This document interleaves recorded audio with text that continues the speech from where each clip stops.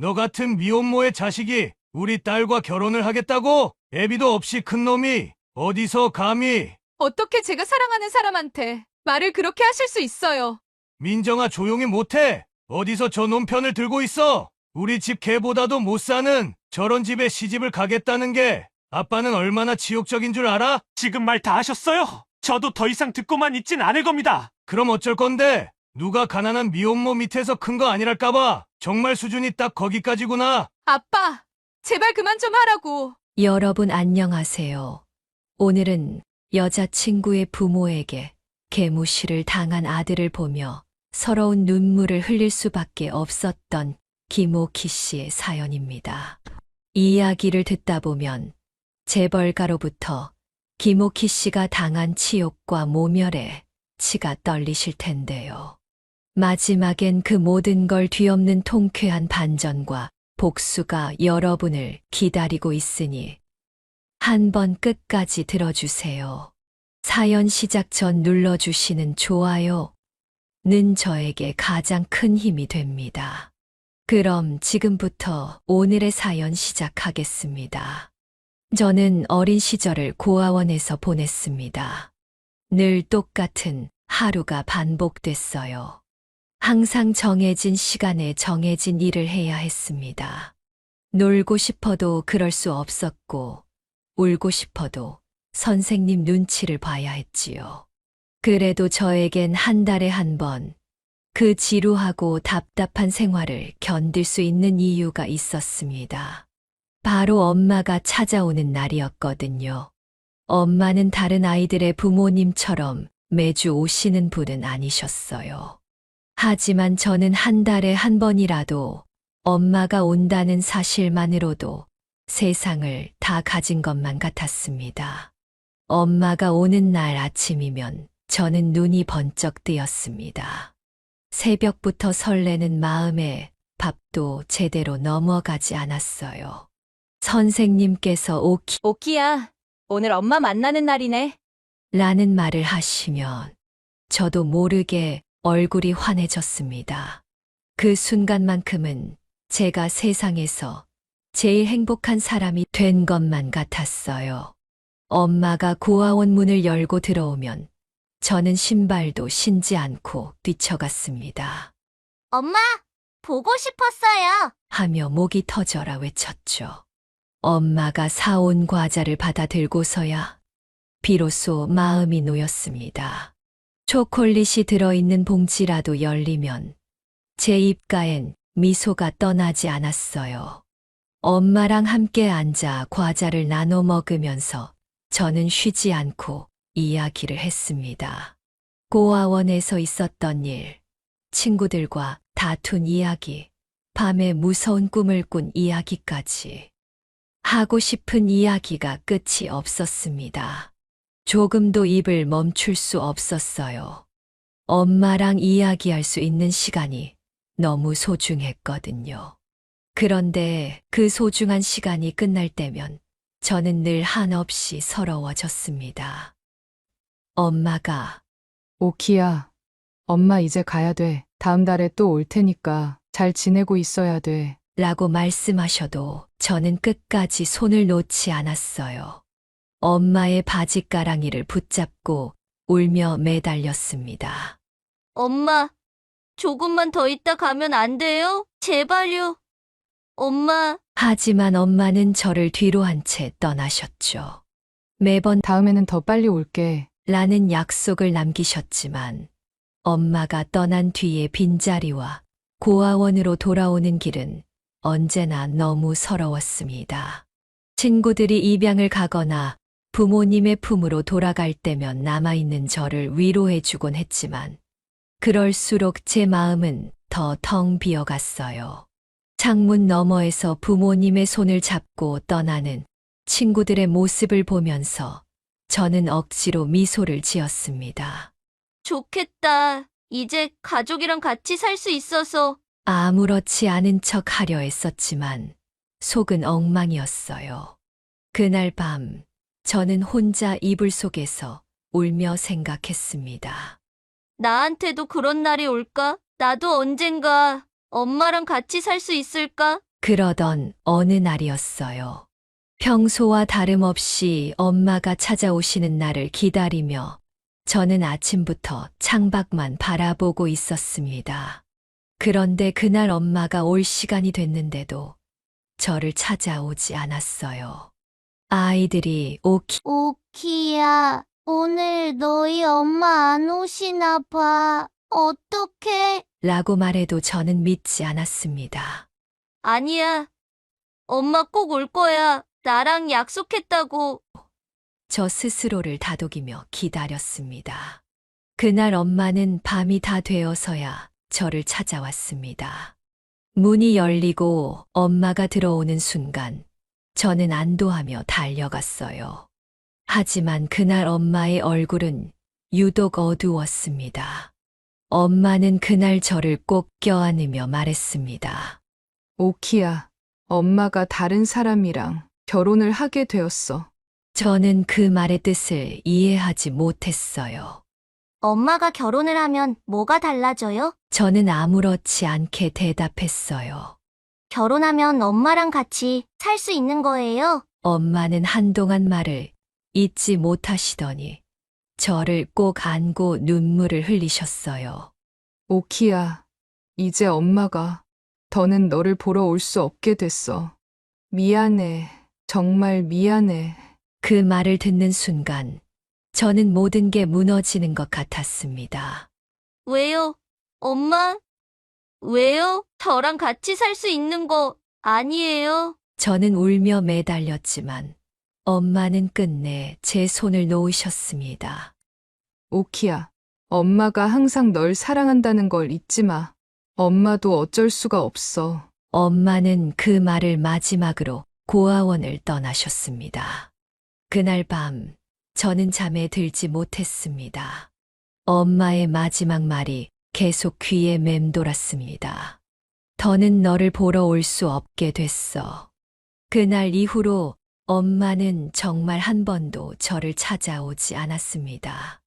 한 달이 지나도 두 달이 지나도 저는 매일 창문을 바라보며 엄마를 기다렸습니다. 그러나 엄마의 모습을 두 번 다시 볼 수 없었습니다. 고아원 창문 너머로 보이는 행복한 가족들의 모습은 이제 더 이상 희망이 아니었습니다. 오히려 저를 더욱 외롭게 만드는 그림자 같았지요. 저는 매일 밤 혼자 이불을 덮어쓰고 중얼거렸습니다. 엄마, 왜 저를 버리셨어요? 제가 뭘 잘못했나요? 제 질문에 대답해 줄 사람은 아무도 없었고 마음속의 상처는 점점 깊어졌습니다. 시간이 흘러 고등학교를 졸업하던 날, 저는 다른 아이들과는 다르게 떠들썩한 축하를 받지 못했습니다. 고아원에서 조촐하게 마련해준 작은 잔치가 전부였죠. 선생님께서 따뜻한 목소리로 말씀하셨어요. 오키야, 이제 내가 정말 세상에 나가는구나. 앞으로 힘들겠지만 잘 해내리라 믿는다. 힘들더라도 포기하지 말고 씩씩하게 잘 살아야 돼. 그 말에 고개를 끄덕였지만 속으론 두려움이 가득했습니다. 고아원이라는 울타리를 벗어나면 저는 정말 혼자가 되는 거니까요. 혼자 있을 방을 구하기 위해 지원받은 돈을 모조리 털어 넣었어요. 그 돈도 고아원 후원자분들이 도와주셨던 거지. 제 힘으로 번 건 아니었어요. 그렇게 겨우 얻은 방은 반지하였습니다. 문을 열고 들어가면 퀴퀴한 곰팡이 냄새가 코를 찔렀고 벽지 여기저기엔 얼룩이 남아 있었어요. 창문이라곤 좁은 환기창 하나뿐이라 햇빛이 제대로 들어오지도 않았습니다. 그래도 제겐 이곳이 유일한 보금자리였어요. 괜찮아. 여기서부터 시작하면 돼. 스스로를 위로하며 저는 방 한 구석에 놓인 낡은 매트리스 위에 몸을 뉘었습니다. 그 다음 날부터 일을 구하기 위해 뛰어다녔습니다. 하지만 고아라는 이유로 사람들은 저를 쉽게 받아들이지 않았습니다. 부모님은 무슨 일을 하세요? 아, 부모님이 없다고요. 평범하지 않은 가정에서 자란 사람한테 믿고 맡길 수 있겠어요? 이런 말을 들을 때마다 심장이 철렁 내려앉았지만 웃으며 고개를 숙이는 것 외에는 아무것도 할 수 없었어요. 그러다 결국 작은 식당에서 일자리를 얻었습니다. 처음엔 일이 주어진 것만으로도 감사했어요. 하지만 하루 이틀 지나면서 식당 주인의 태도는 점점 냉혹해졌습니다. 식당 주인 아주머니는 저를 사람 취급도 하지 않았습니다. 오키야, 그릇 닦는 속도가 그게 뭐니? 손이 없어.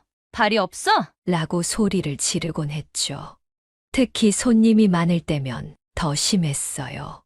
주방에서 쩌렁쩌렁 울리는 주인 아주머니의 고함 소리에 손님들도 고개를 돌려 저를 쳐다보곤 했습니다. 그 시선들이 얼마나 수치스러웠는지 모릅니다. 하지만 무엇보다 힘들었던 건 주인 아주머니의 딸과 비교당하는 일이었어요. 주인 아주머니의 딸은 대학생이었쇼. 딸이 식당에 놀러 올 때면 주인 아주머니의 표정은 완전히 달라졌어요. 우리 딸 공부하느라 힘들지? 엄마가 맛있는 거 해줄게. 딸에게는 천사 같은 목소리로 말하며 정성껏 음식을 차려주었습니다. 그런 모습을 보며 저는 마음이 쓰려왔습니다. 나도 엄마가 있었으면 나도 저렇게 따뜻한 말을 들을 수 있었을까? 고아원에서 자란 제가 애초에 바라지도 못할 일이었지요. 그렇게 하루하루를 버티며 지내던 어느 날이었습니다. 식당에 새로운 아르바이트생이 들어왔습니다. 키가 훤칠하고 밝은 미소를 가진 대학생이었어요. 처음 그를 봤을 때 저도 모르게 마음이 설렜습니다. 안녕하세요. 앞으로 여기서 일하게 됐습니다. 그 대학생이 고개를 숙이며 인사할 때 저는 잠깐 말을 잃었어요. 그런 제 모습이 부끄러워 고개를 숙인 채 겨우 안녕하세요. 라고 대답했습니다. 그 사람은 다른 사람들과 달랐습니다. 제게 다가와 먼저 말을 걸고 힘들어 보일 때면 다정하게 챙겨줬습니다. 오키 씨, 많이 힘들죠? 제가 좀 도와드릴게요. 그의 말 한마디 한마디는 제게 위로가 되었고 점점 그의 존재가 저에겐 큰 의지가 되었습니다. 어두운 제 삶 속에 한 줄기 빛이 들어온 것 같았어요. 우리는 점점 가까워졌습니다. 퇴근 후엔 가끔 식사를 함께하며 서로의 이야기를 나누었어요. 그는 꿈이 많고 따뜻한 사람이었어요. 그 사람과 함께 있는 시간이 늘어날수록 저는 제 인생도 조금씩 변할 수 있을 거라는 희망이 생겼습니다. 결국 우리는 사랑에 빠졌습니다. 하지만 행복은 오래 가지 않았습니다. 제가 그 사람의 아이를 가졌다는 사실을 알게 된 순간 모든 게 무너졌어요. 저는 용기를 내서 이 사실을 털어놓았습니다. 하지만 그 사람의 반응은 처음엔 놀란 듯 했지만 이내 차갑게 변했습니다. 오키 씨, 어떻게 해야 할지 모르겠어요. 목소리가 떨리고 있었습니다. 저는 손을 붙잡으며 말했어요. 괜찮아요. 우리 함께 방법을 찾아보면 돼요. 하지만 돌아온 대답은 차갑기만 했습니다. 우리 집에서는 절대 이 사실을 받아들이지 않을 거예요. 저는 오키 씨가 아무렇지 않지만 저희 부모님은 다르실 거예요. 분명 고아원 출신에 부모도 없다며 반대하실 게 뻔하다고요. 점점 말끝을 흐리더니 고개를 저었습니다. 결혼은 절대 안 돼요. 전 아직 대학생이라고요. 도와줄 수 있는 게 없어요. 그 사람이 제 앞에서 돌아섰을 때 저는 숨이 멎는 것 같았습니다. 그 사람은 다시 돌아오지 않았습니다. 그가 사라진 뒤 저는 방 한구석에 주저앉아 한참을 울었습니다. 세상이 무너지는 것 같았어요. 엄마에게 버림받았던 기억이 다시 떠올랐고, 이제는 뱃속의 아이와 함께 또다시 버려졌다는 현실이 저를 짓눌렀습니다. 며칠 동안 저는 일을 나가지 못했습니다. 방에 틀어박혀 울고 또 울었어요. 하지만 뱃속의 아기가 저를 붙잡아 주었습니다. 저는 손을 배 위에 올리며 중얼거렸습니다. 괜찮아. 내가 있으니까. 엄마는 어떻게든 살아갈 거야. 그렇게 저는 다시 힘을 냈습니다. 제 아들 진호가 태어난 후부터 제 삶은 완전히 달라졌습니다. 이제는 혼자만을 위해 사는 게 아니라 뱃속에서부터 저와 함께한 우리 아들을 위해 살아야 했습니다. 우리 아들 진호를 처음 품에 안았을 때 저는 기쁨과 두려움이 동시에 몰려왔어요. 작고 여린 손가락이 제 손을 꼭 쥐었을 때 세상 모든 것을 다 가진 것 같은 행복을 느꼈지만 이 아이를 어떻게 키워야 할지 막막하기만 했습니다. 의지할 가족은 없고 제 힘으로 모든 걸 해내야 했으니까요. 처음 몇 주 동안은 아이에게 눈을 떼지 못했습니다. 아이의 울음소리가 들릴 때마다 달려가 안아주며 속삭였어요. 엄마가 너 꼭 지켜줄게. 아무 걱정하지 마. 하지만 현실은 너무도 차가웠습니다. 저는 식당 일을 계속할 수밖에 없었는데 아이를 돌봐줄 사람이 없다는 게 문제였어요. 요즘처럼 복지 시설이 잘 되어 있는 시대도 아니었고 아이를 맡길 곳이 없다는 사실이 제 발목을 잡았습니다. 처음 몇 달 동안 저는 아무것도 할 수 없었습니다. 아기를 돌보는 일은 제 예상보다 훨씬 더 힘들었고 잠을 제대로 잘 수도 끼니를 제대로 챙겨 먹을 수도 없었어요. 아기가 울기 시작하면 손을 놓고 달래야 했고 기저귀를 갈고 젖병을 소독하는 일만으로도 하루가 다 지나가 버렸습니다. 그동안 저는 힘들게 모아둔 돈으로 겨우 생계를 이어갔습니다. 모아둔 돈이라 해봐야 많지 않았지만 그나마 이 돈이 없었다면 저와 아기는 아예 길바닥에 나앉을 뻔했어요. 엄마가 너를 위해 뭐든지 할게. 매일 밤 아기를 품에 안고 스스로 다짐했지만 점점 바닥이 드러나는 통장 잔고를 볼 때마다 숨이 막히는 것 같았습니다. 몇 달이 지나고 가지고 있던 돈은 다 떨어졌고 방세도 밀리기 시작했어요. 하지만 그 순간에도 뱃속에서부터 함께해 온 이 작은 생명을 보며 제가 포기할 수는 없다는 걸 깨달았습니다. 저는 결국 결심했습니다. 엄마가 어떻게든 일을 다시 해야겠어. 이대로 있다간 우리 둘 다 굶어 죽고 말 거야. 아기를 업고 일을 나가는 건 쉽지 않은 결정이었습니다. 하지만 제겐 다른 선택지가 없었어요.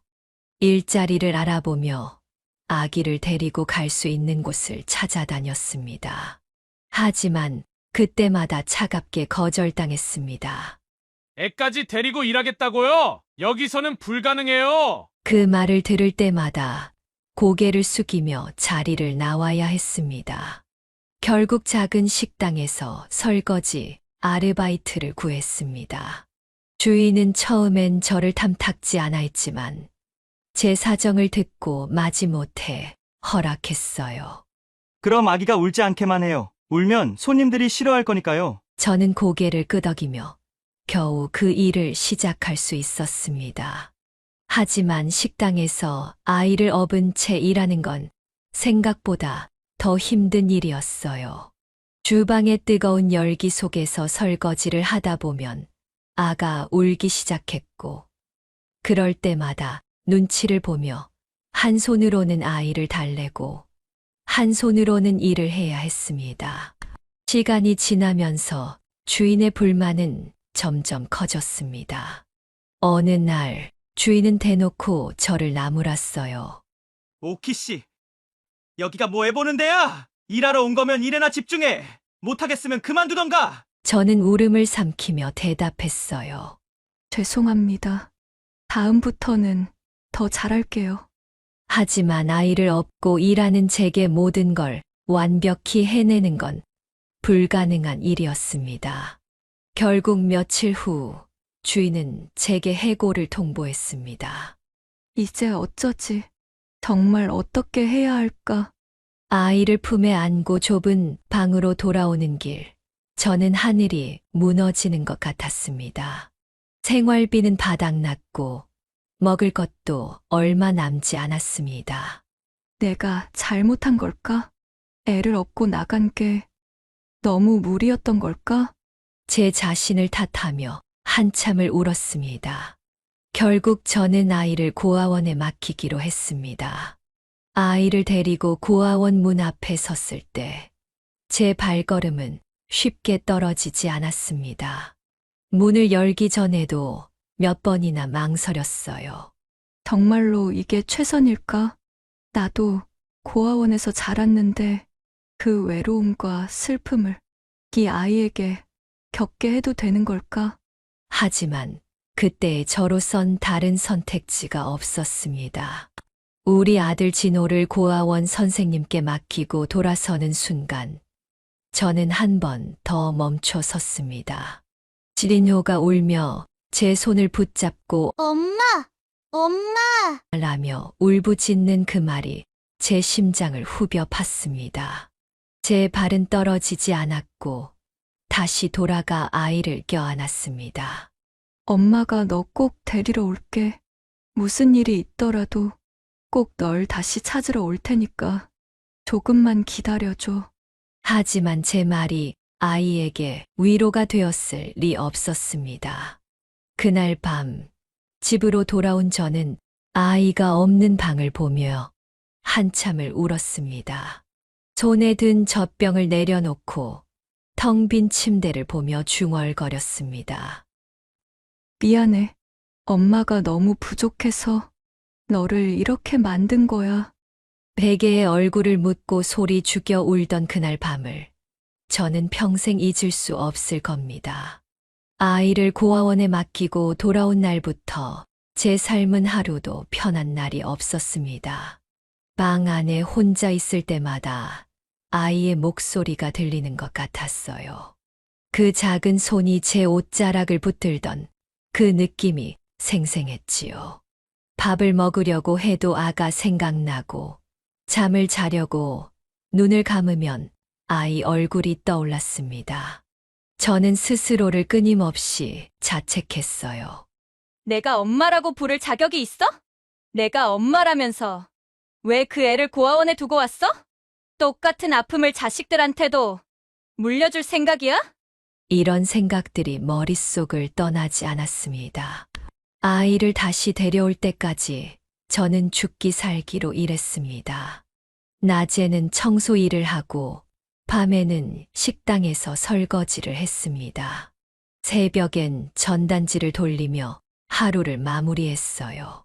하루 4시간도 제대로 못 자는 날이 이어졌습니다. 집에 들어와서는 방바닥에 주저앉아 겨우 숨을 고르곤 했습니다. 그렇게 몇 년이 흘렀고 마침내 아들 진호를 데려올 수 있는 날이 찾아왔습니다. 진호가 고아원 문을 나서면서 저를 보며 웃던 모습이 아직도 잊히지 않습니다. 엄마, 이제 학교 친구들이 나보고 고아원에서 오네라고 놀리지 않겠지? 그 한마디에 저는 가슴이 아팠지만 진호를 꼭 끌어안으며 말했어요. 앞으로 엄마랑 떨어지는 일은 절대 없을 거야. 엄마가 정말 다른 부모들보다 몇 배 더 많은 사랑을 줄게. 집으로 돌아온 날, 저는 진호와 함께 집안을 둘러보며 말했어요. 여기가 앞으로 엄마랑 같이 살 집이야.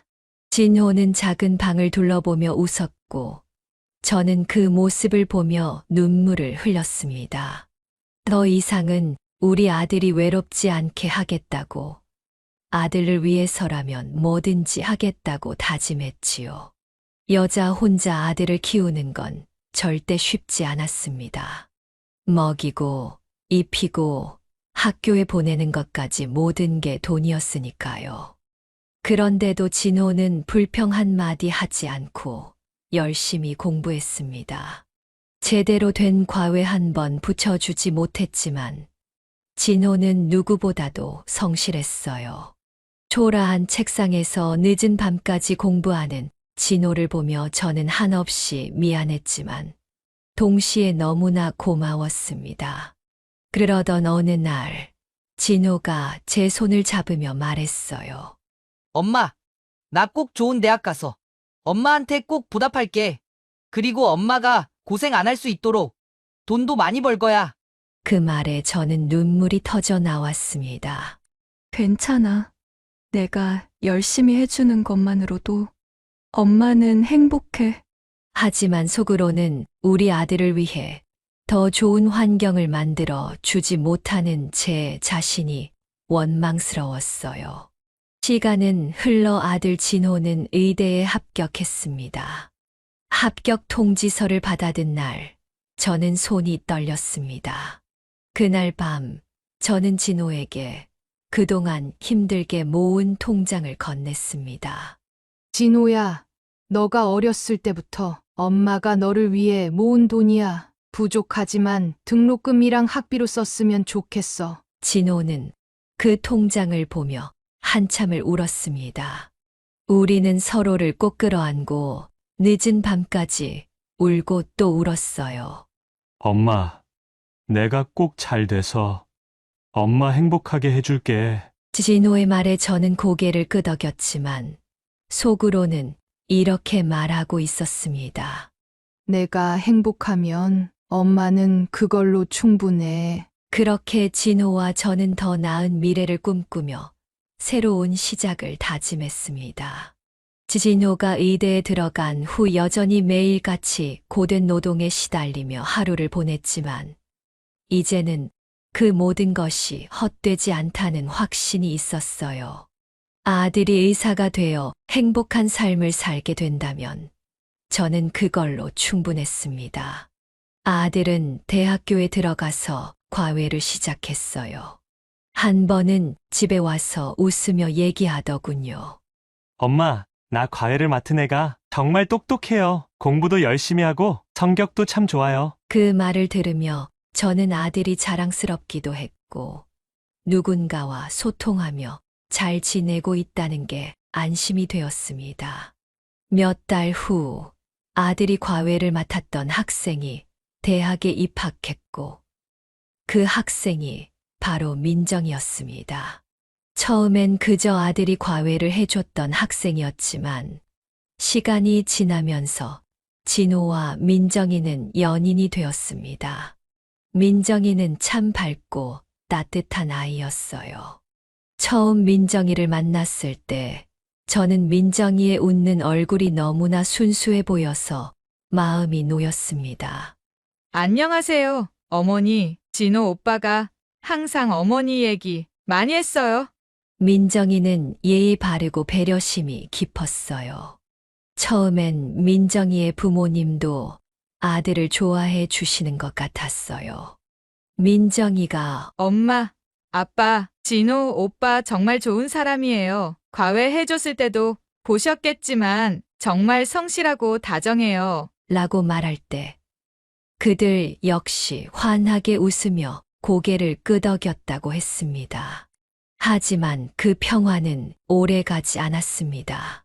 어느 날 민정이의 부모님이 아들과 제 과거를 알게 되면서 모든 것이 변했습니다.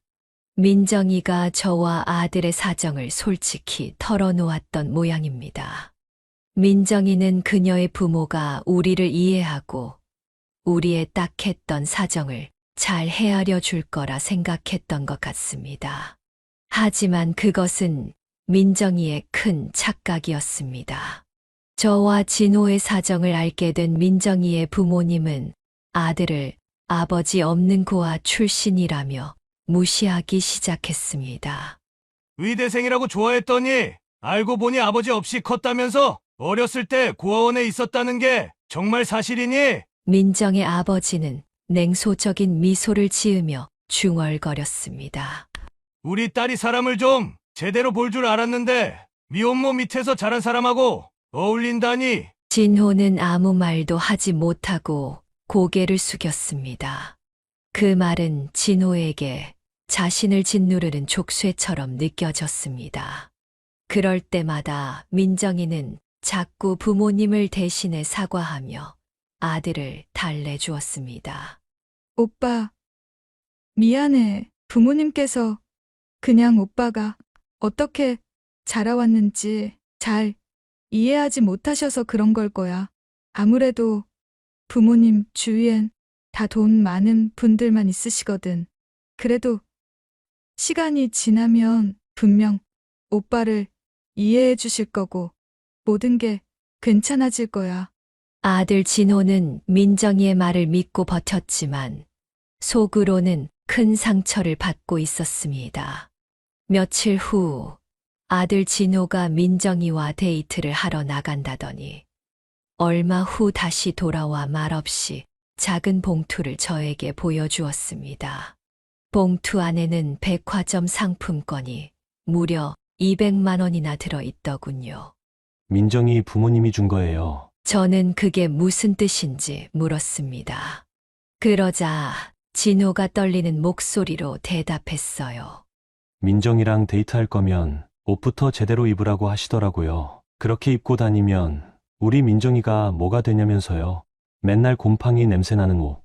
입는 거 보니 어디 반지하에 사는 거 아니냐면서. 그 말에 저는 아무 대답도 할 수 없었습니다. 자존심이 찢겨나가는 느낌이었어요. 그러면서 이 봉투를 주시더라고요. 우리 민정이랑 데이트할 거면 적어도 창피하지 않을 정도로는 입고 다녀라고. 그 말을 듣는 순간 저는 숨이 턱 막혔습니다. 그런 모욕을 듣고도 그걸 넙죽 받아온 거야? 저는 화가 나기도 했고 아들이 얼마나 상처를 받았을지 가슴이 아프기도 했습니다. 받기 싫었어요. 그런데 민정이가 대신 미안하다고 하면서 저를 설득했어요. 자기랑 같이 옷 사러 가자고. 그래서 그냥. 아들의 말은 자신을 정당화하려는 변명이 아니라 자신도 스스로를 이해하지 못한다는 듯한 한탄에 가까웠습니다.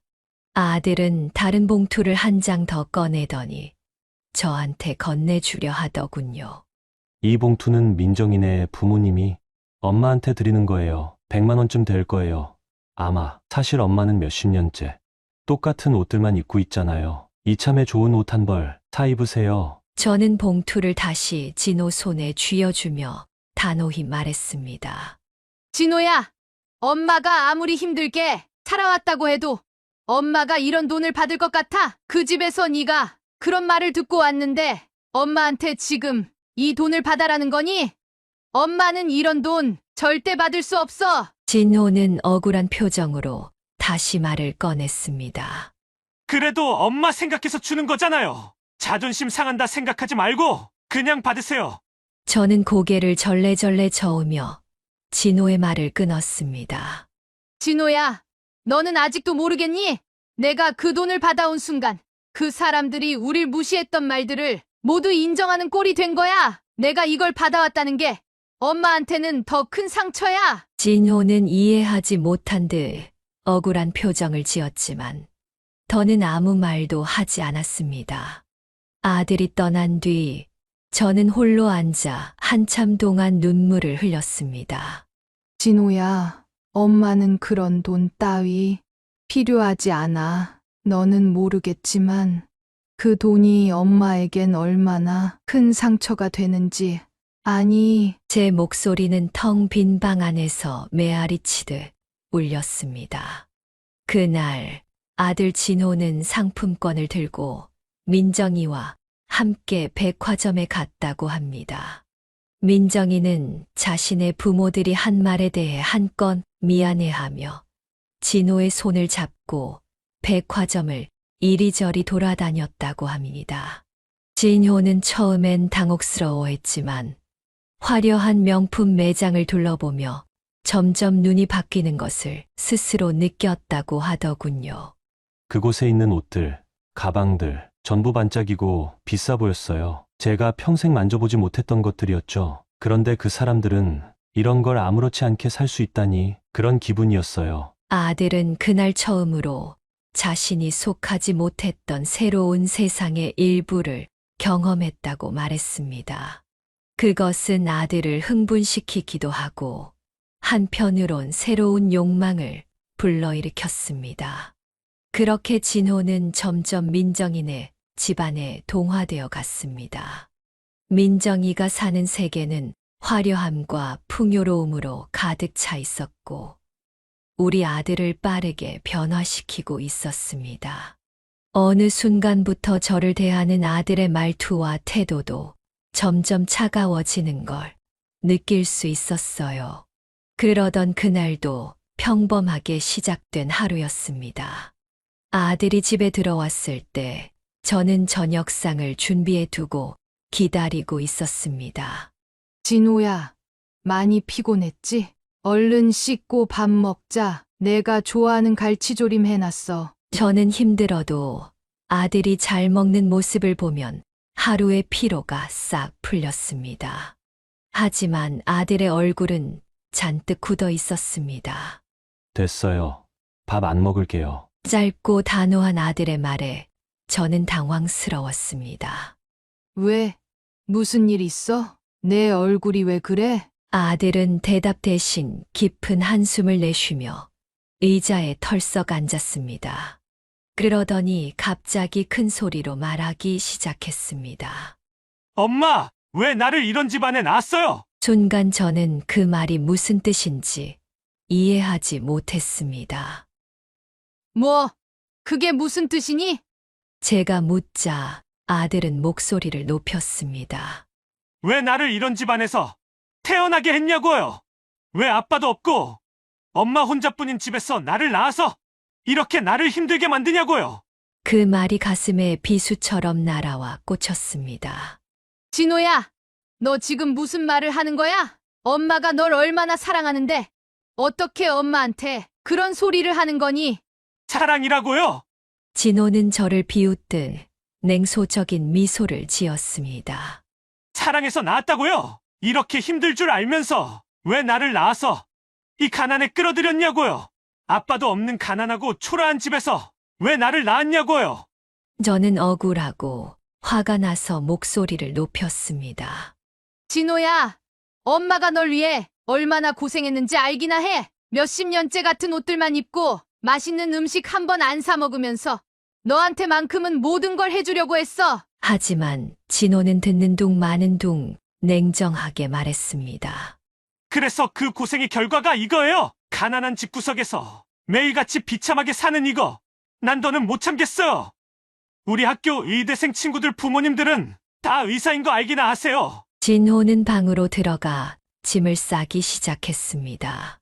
저는 황급히 뒤를 따라가 붙잡았습니다. 진호야, 내가 엄마를 이렇게 원망하기 시작하면 엄마는 어떻게 살라고? 엄마랑 같이 여기까지 왔잖아. 조금만 더 참으면, 조금만 더 버티면. 진호는 제 손을 뿌리치며 소리쳤습니다. 버티다니요. 엄마는 이 삶이 괜찮을지 몰라도 난 더는 못 참겠어요. 민정이가 방구해줬어요. 월세도 자기가 내준대요. 난 이 가난하고 지긋지긋한 곰팡이 냄새 나는 집구석에 더는 못 있겠어요. 그 말을 남기고 진호는 문을 열고 나가버렸습니다. 저는 문 앞에 주저앉아 울며 외쳤습니다. 진호야, 너마저 이렇게 떠나면 엄마는 어떻게 해? 내가 없으면 엄마는 정말. 아들의 발소리가 멀어지는 것을 들으며 저는 한참을 울었습니다. 가슴이 찢어지는 것 같았습니다. 내가 뭘 그렇게 잘못했기에 내가 왜 이런 말을 들어야 하는 거지? 모든 희생이 무너져 내리는 순간이었습니다. 진호가 집을 나간 후 텅 빈 방 안에서 혼자 식사를 하며 그날의 말을 곱씹었습니다. 왜 나를 이렇게 힘든 집안에 낳았냐고요? 그 말이 머릿속에서 떠나질 않았습니다. 그동안의 모든 희생과 노력이 부정당한 것 같은 기분이 들었습니다.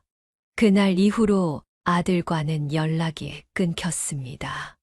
한편으론 걱정되었지만 다른 한편으론 속이 상해 먼저 연락하기가 어려웠습니다. 그러던 어느 날 전화가 울렸습니다. 전화를 받자 민정이의 목소리가 들렸습니다. 어머니, 안녕하세요. 저 민정이에요. 그녀의 밝은 목소리가 무척 낯설게 들렸습니다. 저는 무슨 일이냐고 조용히 물었습니다. 그러자 민정이는 약간 망설이다가 말을 꺼냈습니다. 저희 부모님이 어머니를 한번 뵙고 싶다고 하세요. 그 말을 들으니 머리가 아찔해졌습니다. 민정아, 미안하지만 난 너희 부모님들을 만나고 싶지 않다. 너희 부모님이 나를 왜 보고 싶어 하는 건지 모르겠지만 난 굳이 가고 싶지 않아. 민정이는 조심스럽게 저를 설득하려 했습니다. 어머니, 그냥 한 번만요. 저희 부모님이 어머님이 어떤 분인지 알고 싶어 하세요. 제가 단호히 거절하려는 찰나 아들 진호가 전화기를 받아들였습니다. 엄마, 나야? 아들의 목소리는 차분했지만 어딘가 애타는 느낌이 있었습니다. 진호야, 엄마는 그런 사람들 만나기 싫다. 이미 너한테 전해들은 말만으로도 엄마가 얼마나 마음이 상했는지 모르니? 내가 엄마 입장이 돼서 생각해보면. 진호는 제 말을 끊으며 말했습니다. 엄마, 제발 딱 한 번만요. 2번 부탁 안 할게요. 눈 감고 한 번만 가주세요. 엄마가 어떤 사람인지 한 번 만나 뵙고 싶다고 하시잖아요. 이번 딱 한 번만 부탁해요. 저는 우리 아들과 저한테 큰 상처와 모욕을 준 민정인의 부모님을 정말 마주하고 싶지 않았습니다. 하지만 괜히 아들이 저 때문에 곤란해지는 건 또 싫더군요. 어쩔 수 없이 저는 눈을 질끔 감고 깊은 한숨을 내쉬며 말했습니다. 알았다. 딱 이번 한 번이다. 내가 엄마한테 이렇게까지 부탁하니 어쩔 수 없어서 가는 거야. 고마워요, 엄마. 정말 고마워요. 진호는 안도한 듯 말했습니다. 그렇게 저는 아들 진호를 따라 민정인의 집에 방문하기로 했습니다. 마음이 무겁고 불안했지만 아들의 부탁을 외면할 수 없었습니다. 나랑 우리 아들을 모욕하는 말을 했던 사람들이지만 몇 시간만 참고 나오자. 저는 그렇게 스스로를 설득하며 그 집으로 향할 준비를 했습니다. 민정인의 집은 그야말로 대저택이었습니다. 대문에서부터 화려한 정원이 펼쳐졌고 고급 승용차들이 정렬되어 있었습니다. 전혀 다른 세상에 발을 들이는 느낌이었어요. 숨이 막힐 정도로 낯설고 가슴 한쪽이 더 초라해지는 기분이 들었습니다. 대문 앞에서 배를 누르자 고급스러운 옷을 입은 관리인이 나와 저를 거실로 안내했습니다. 안으로 들어가니 더 압도적인 광경이 펼쳐졌습니다. 크고 웅장한 샹들리에, 비싼 가구들, 반짝이는 대리석 바닥 그 모든 것이 제 숨을 더욱 옥죄어 왔습니다. 민정이의 부모는 거실 중앙의 커다란 소파에 앉아 있었습니다. 그들은 저를 보자마자 고개를 까딱하며 앉으라는 제스처를 했습니다. 손님이 왔는데 차 한 잔은커녕 물 한 잔도 내오지 않더군요. 진호네 어머니 되시죠? 제가 워낙 바쁜 사람이라 본론부터 말씀드리죠. 민정이의 아버지가 입을 열었습니다. 우리 민정이가 진호를 많이 좋아한다고 하더군요. 하지만 두 사람의 관계를 저희가 완전히 받아들이기는 현실적으로 어렵습니다. 그의 목소리는 차갑고 무표정했고 그 속에 깔린 비난의 의도도 명확했습니다. 저는 억눌린 마음으로 조용히 고개를 끄덕였습니다. 솔직히 말해서 진호가 의대에 다니는 건 대단한 일이죠. 가난한 집에서 태어나서 의대에 다닌다니 참 대단하지 않습니까? 하지만 그것만으로는 부족합니다. 우리 집안과 그쪽 집안은 경제적, 사회적 차이가 너무 큽니다. 그는 말을 이어갔습니다. 아마 우리 민정이 용돈이 어머님 월급보다도 많을 겁니다. 그 정도로 저희 집은 경제적으로 여유가 있는 집안이에요. 그런데 제가 어머님께 옷 사 입으라고 100만 원 드렸던 걸 거절하고 받지도 않으셨다면서요? 그 말을 듣는 순간 저는 얼굴이 화끈거렸습니다. 숨이 턱 막히고 손이 떨렸지만 꾹 참았습니다. 아들을 위해서라도 여기에선 절대 감정을 드러내선 안 된다고 생각했습니다. 솔직히 말씀드리죠. 미혼모 밑에서 자란 아들이 어디 가서 제대로 결혼이나 할 수 있겠습니까? 그런데 우리 집 딸을 넘보려고 하는 것 같아 매우 불쾌한 게 사실입니다. 민정이의 어머니가 말을 이었습니다. 그녀의 목소리는 단호하고 무자비했습니다. 그런데도 우리 딸이 진호를 너무 좋다고 하니 저희가 억지로 눈 감아주고 있는 거예요. 하지만 어머니께서도 저희한테 진짜 잘하셔야죠. 혹시 우리 재산을 노리고 접근한 건 아닌지 의심스러운 것도 사실입니다. 그 말은 칼날처럼 날아와 제 가슴을 깊이 베었습니다. 저는 입술을 꽉 깨물었습니다. 목구멍까지 올라오는 말을 억지로 삼켰습니다. 지금은 아들을 위해 참아야 해. 여기서 화를 내버리면 진호가 더 힘들어질 거야. 제 마음은 그렇게 스스로를 설득했지만 내내 참는 것이 쉽지 않았습니다.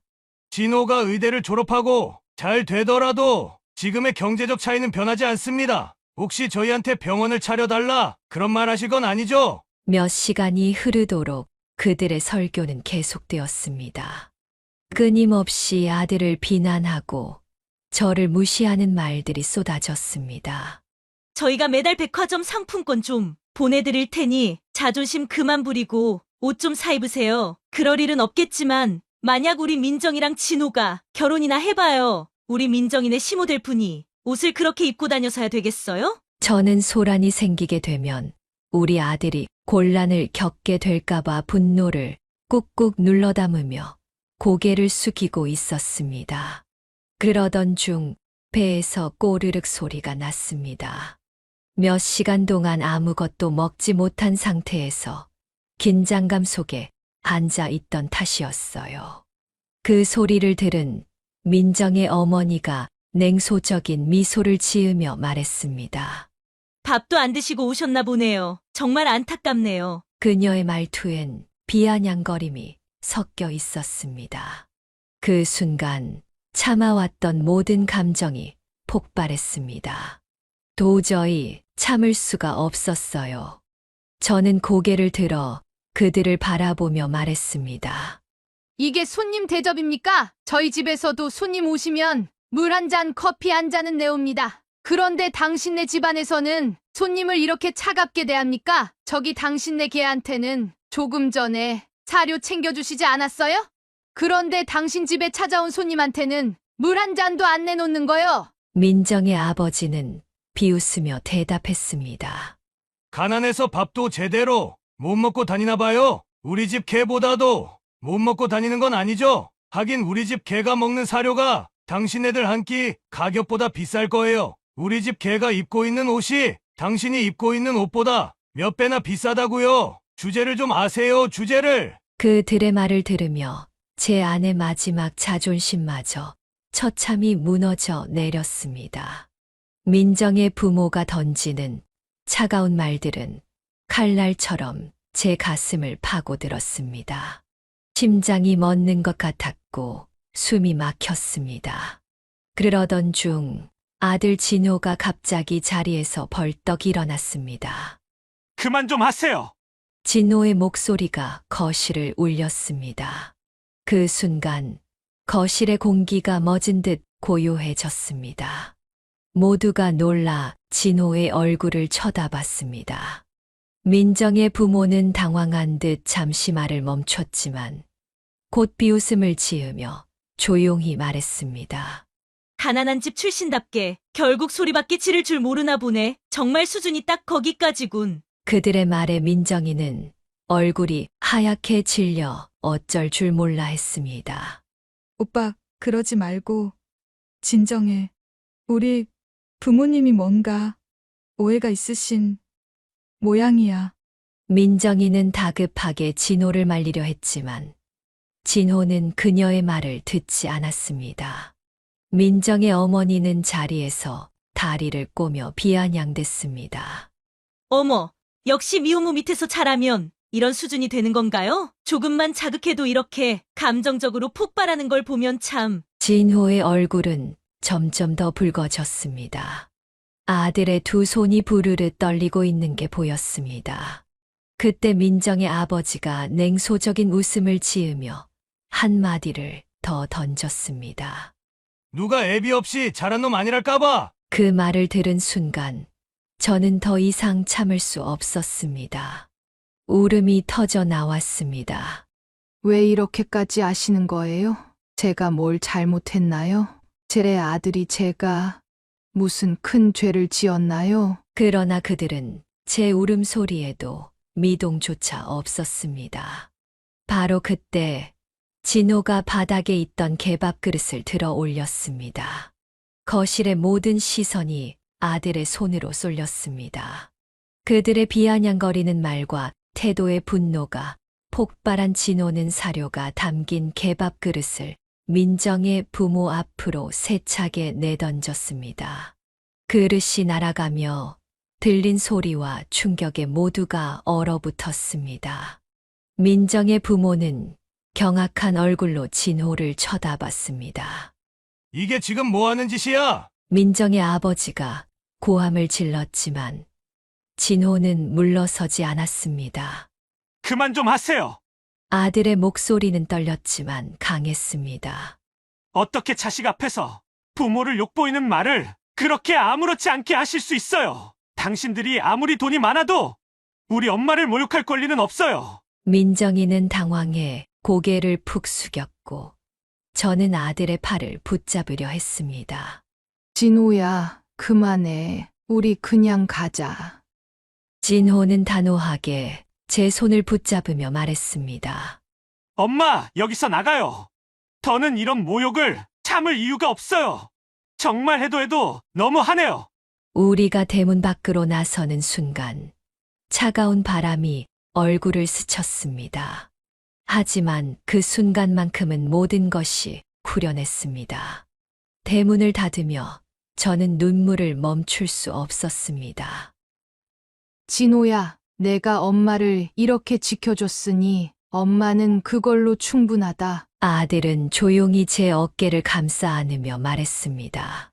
엄마, 그동안 제가 너무 어리석었어요. 태어나서 처음으로 잘 사는 부잣집 모습을 보니 제가 잠시 넋이 나가 있었나 봐요. 정말 미안해요. 그날 밤 우리는 서로를 꼭 끌어안고 한참을 울었습니다. 그 눈물 속에는 쌓이고 쌓인 치욕과 서름이 섞여 있었습니다. 하지만 동시에 우리 둘의 새로운 시작을 위한 결심도 함께했습니다. 그런 충격적인 일을 겪은 이후 진호는 완전히 달라졌습니다. 그동안 어디에 마음이 흔들렸던 건지 무엇이 중요한지 잊었던 진호가 제자리로 돌아온 것 같았어요. 아침 일찍 학교로 나가고 밤늦게 병원 실습을 마치고 들어오는 아들의 얼굴은 늘 피곤해 보였지만 그 눈빛만큼은 결연해 보였습니다. 엄마, 나 이젠 흔들리지 않을 거예요. 나한테 중요한 게 뭔지 이제 알았어요. 그 말에 저는 마음 한구석이 아팠습니다. 우리 아들이 이렇게 단단해지기까지 얼마나 많은 상처를 견뎌야 했는지 알고 있었거든요. 그저 고개를 끄덕이며 말했어요.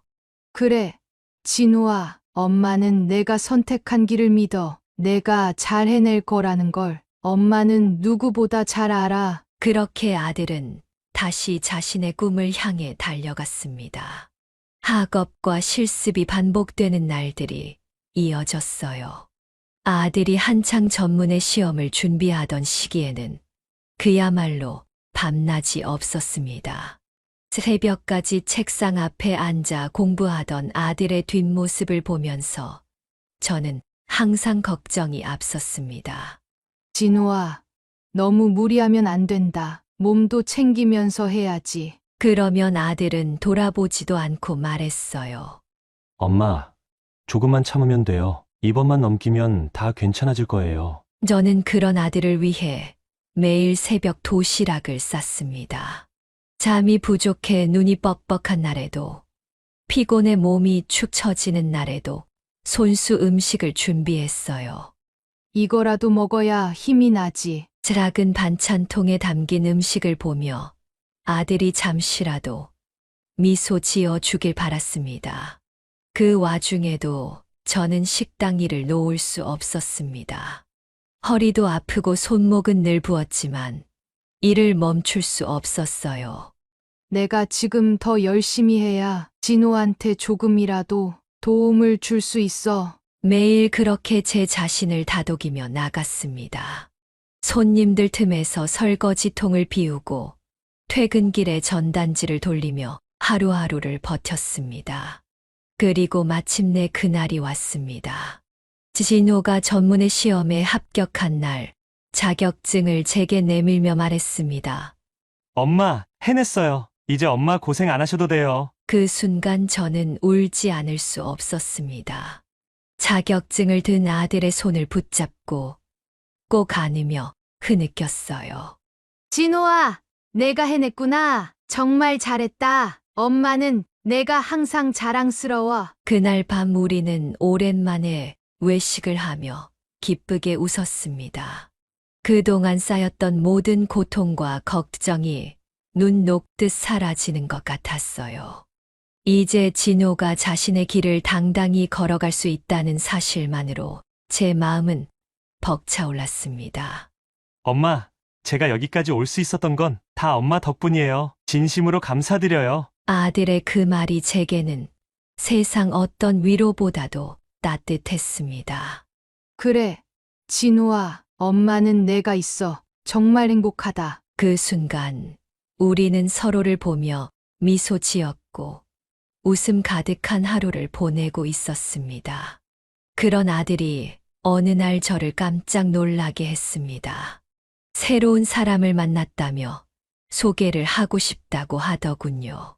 저는 처음엔 조심스러웠습니다. 진호야, 내가 어떤 사람을 만나든 엄마는 믿고 응원해. 하지만 서두르지 말고 천천히 알아가야 해. 며칠 후 진호는 정말 밝고 따뜻한 여성을 데리고 왔습니다. 화려함 대신 진솔함과 따뜻함이 느껴지는 사람이었어요. 그녀는 제게 인사하며 웃었습니다. 어머니, 진호 씨가 저한테 어머니 이야기를 정말 많이 했어요. 만나 뵙게 되어 정말 반갑습니다. 그녀와의 만남은 제 마음을 한결 편안하게 해주었습니다. 그녀의 말과 행동에서 진심이 느껴졌고, 무엇보다 제 아들이 그녀와 함께 있을 때 행복해 보였기 때문입니다. 시간이 흘러 두 사람은 결혼을 준비하게 되었습니다. 결혼식 날 웨딩드레스를 입은 그녀와 그 옆에 선 아들의 모습을 보며 저는 눈물이 터질 듯 했습니다. 진호가 다가와 제 손을 꼭 잡으며 말했습니다. 엄마, 제가 여기까지 올 수 있었던 건 다 엄마 덕분이에요. 정말 감사해요. 얼마 후 제게는 새로운 가족이 생겼습니다. 손녀가 태어난 것입니다. 아들과 며느리는 아이의 이름을 행복이라고 지었습니다. 우리 가족에게 새로운 행복을 가져다 줄 어머니 손녀예요. 그 말에 저는 눈물이 났습니다. 희망이를 품에 안고 저는 속으로 다짐했습니다. 이 아이는 내가 지켜줄 거야. 이 아이에게는 오직 사랑과 행복만 줄 거야. 그 순간 저는 제 지난 모든 고통과 아픔이 이제는 추억이 되었음을 느꼈습니다. 저는 고아원에서 자라며 누구보다도 깊은 외로움과 상처를 품고 살았습니다. 어린 나이에 부모의 품이 아닌 낯선 벽과 차가운 바닥 속에서 울며 잠든 날이 많았어요.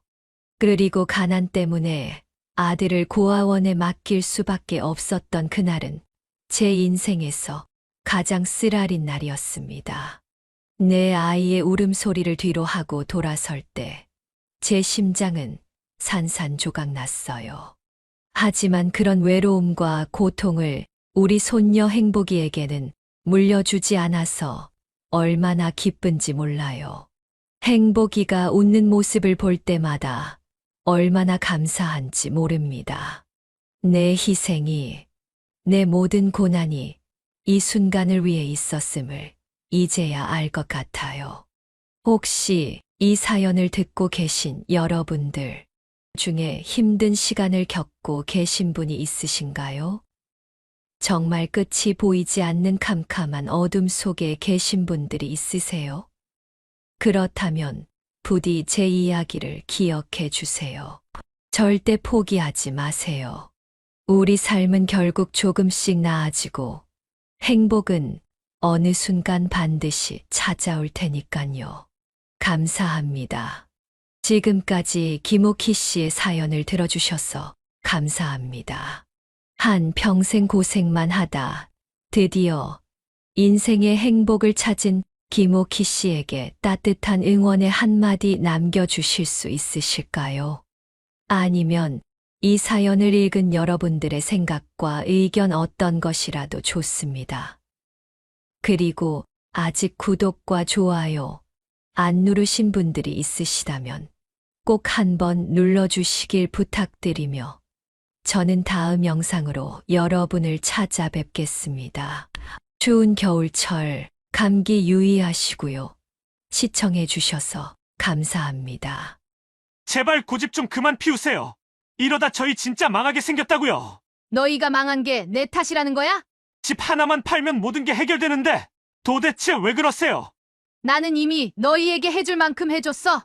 이 집만큼은 절대 안 된다. 어머님, 저희도 정말 자존심 다 버리고 부탁드리는 거잖아요. 글쎄 안 된대도 내 눈에 흙이 들어가기 전까진 절대 안 돼. 어머님이 이렇게 나오시면 저희도 어쩔 수 없어요. 진짜 후회하게 만들어 드릴게요. 두고 보세요. 이젠 집 안 판다고 엄마한테 협박까지 하는 거냐? 협박인지 아닌지는 두고 보시면 알겠죠? 저희도 가만히 있진 않을 거예요. 여러분, 안녕하세요. 오늘은 돈에 눈이 먼 아들과 며느리에게 끔찍한 일을 당하고만 박씨 할머니의 사연입니다. 이대로 당하고만 있을 순 없다고 생각한 박씨 할머니가 어떤 통쾌한 복수를 했는지 한번 들어주실래요? 영상을 시청하시기 전 구독과 좋아요 한 번씩 부탁드립니다.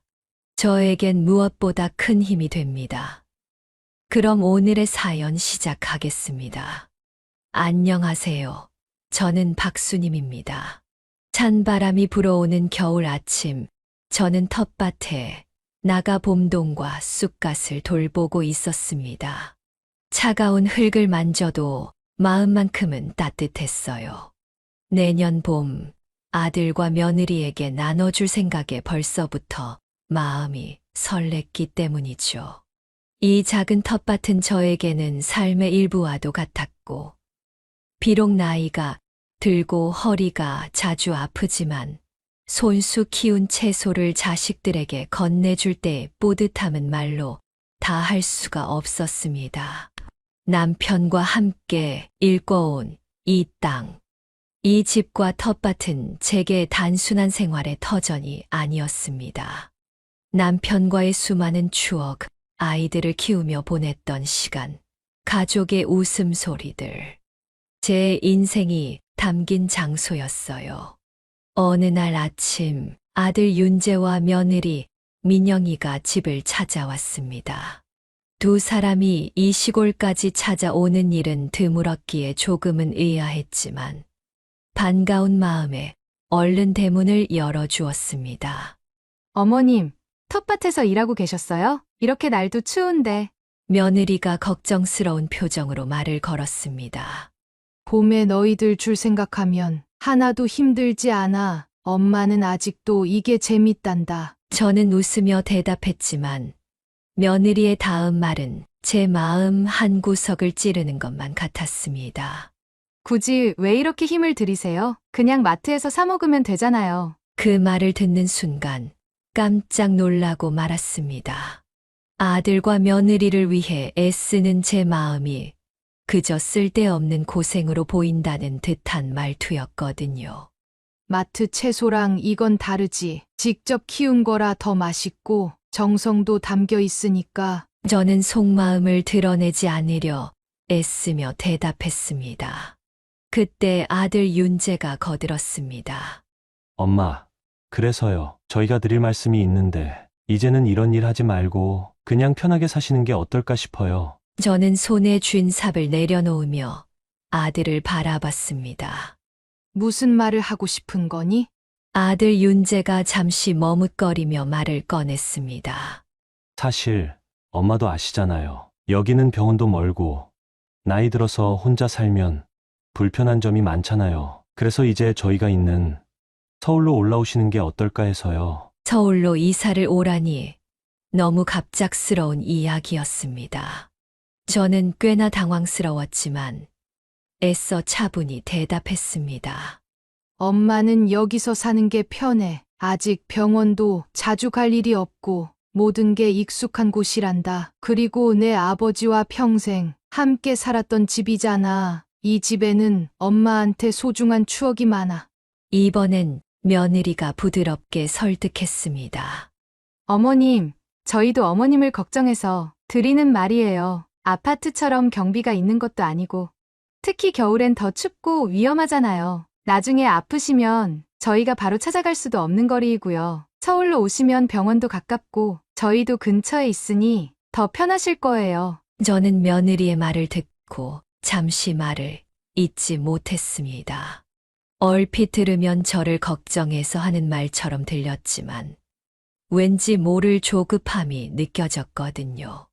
엄마는 괜찮다니깐. 여기가 편하고 여기서 사는 게 좋으니 그 얘기는 이제 그만하자. 하지만 며느리는 물러서지 않았습니다. 어머님, 너무 고집 부리지 마세요. 여기가 편하다고 하시지만 집도 많이 나갔잖아요. 솔직히 수리 비용도 많이 드실 거고, 차라리 그 돈으로 서울에서 더 안전하고 좋은 집에서 사시는 게 낫지 않을까요? 그 말을 듣는 순간 저는 며느리의 말 속에 숨은 진짜 이유를 알 것 같았습니다. 제가 싫다고 하는데도 왜 자꾸 서울로 이사를 오라 강요를 하는 걸까요? 어쩌면 아들과 며느리가 단순히 저를 걱정해서 이런 말을 꺼내는 것이 아니라 어쩌면 이 집과 땅의 가치 때문이 아닐까 하는 의심이 스쳤습니다. 그때 아들 윤재가 결심해 찬 표정으로 말을 덧붙였습니다. 엄마, 사실 오늘 저희가 여기까지 찾아온 이유가 있어요. 윤재는 잠시 말을 멈추며 눈치를 살폈습니다. 요즘 경기가 정말 안 좋잖아요. IMF 때보다 더 힘들다는 얘기도 많고요. 사업이 잘 안 풀려서 그런데 이번에 7천만 원만 빌려주시면 급한 문제는 해결할 수 있을 것 같아요. 엄마, 하나뿐인 아들 좀 도와주세요. 이번만요. 그 말을 듣는 순간 제 심장이 철렁 내려앉았습니다. 지난번에 빌려준 3천만 원이 떠올랐기 때문입니다. 그 돈도 아직 갚지 않았는데 또다시 돈 얘기를 꺼내다니요. 입안이 말라오는 걸 느끼며 저는 겨우 입을 열었습니다. 지난번에 빌려간 돈은 어떻게 된 거니? 그때도 금방 갚겠다고 했잖아. 그런데 이자 몇 번 보내더니 원금은 한 푼도 갚지 않았잖아.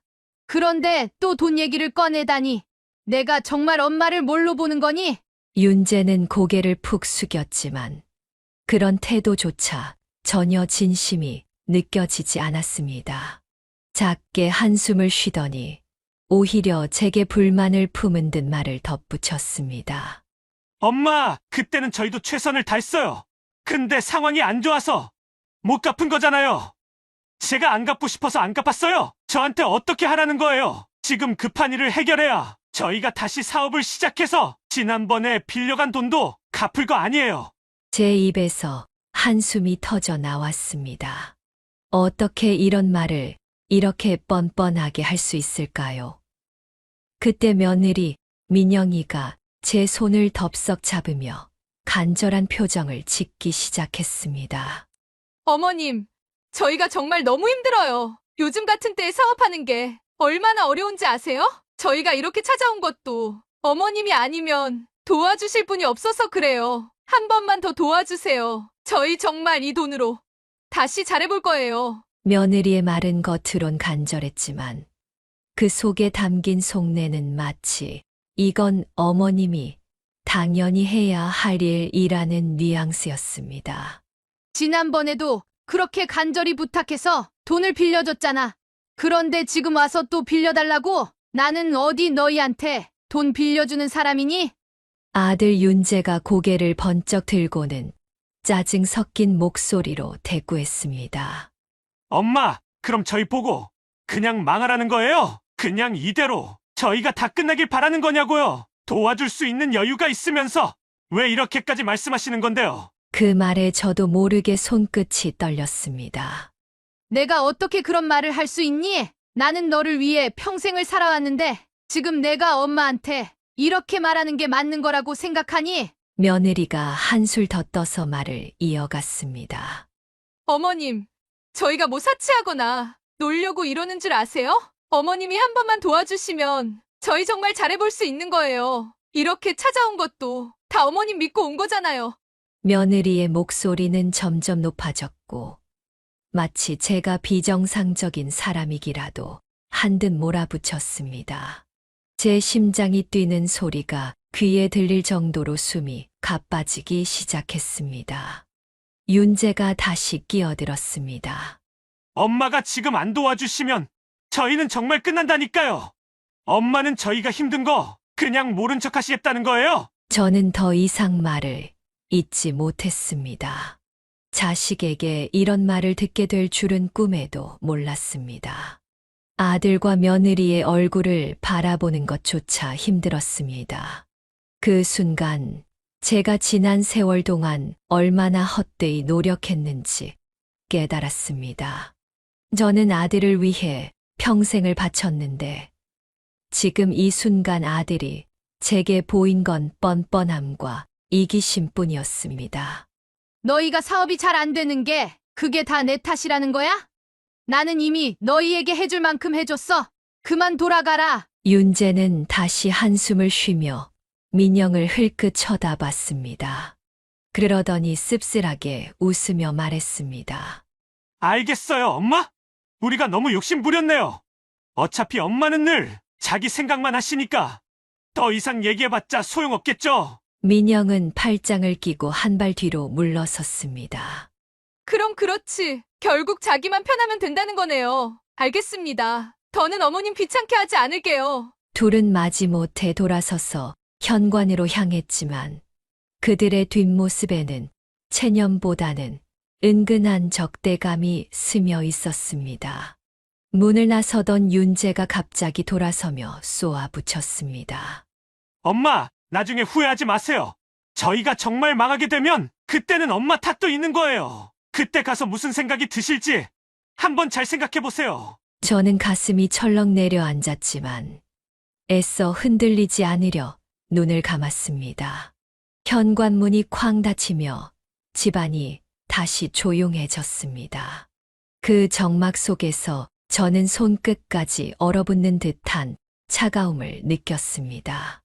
내가 우리 아들을 어디서부터 잘못 키웠던 걸까? 저는 망연자실한 마음으로 거실에 앉아 가만히 창밖을 바라보았습니다. 남편의 목소리가 들리는 것만 같았습니다.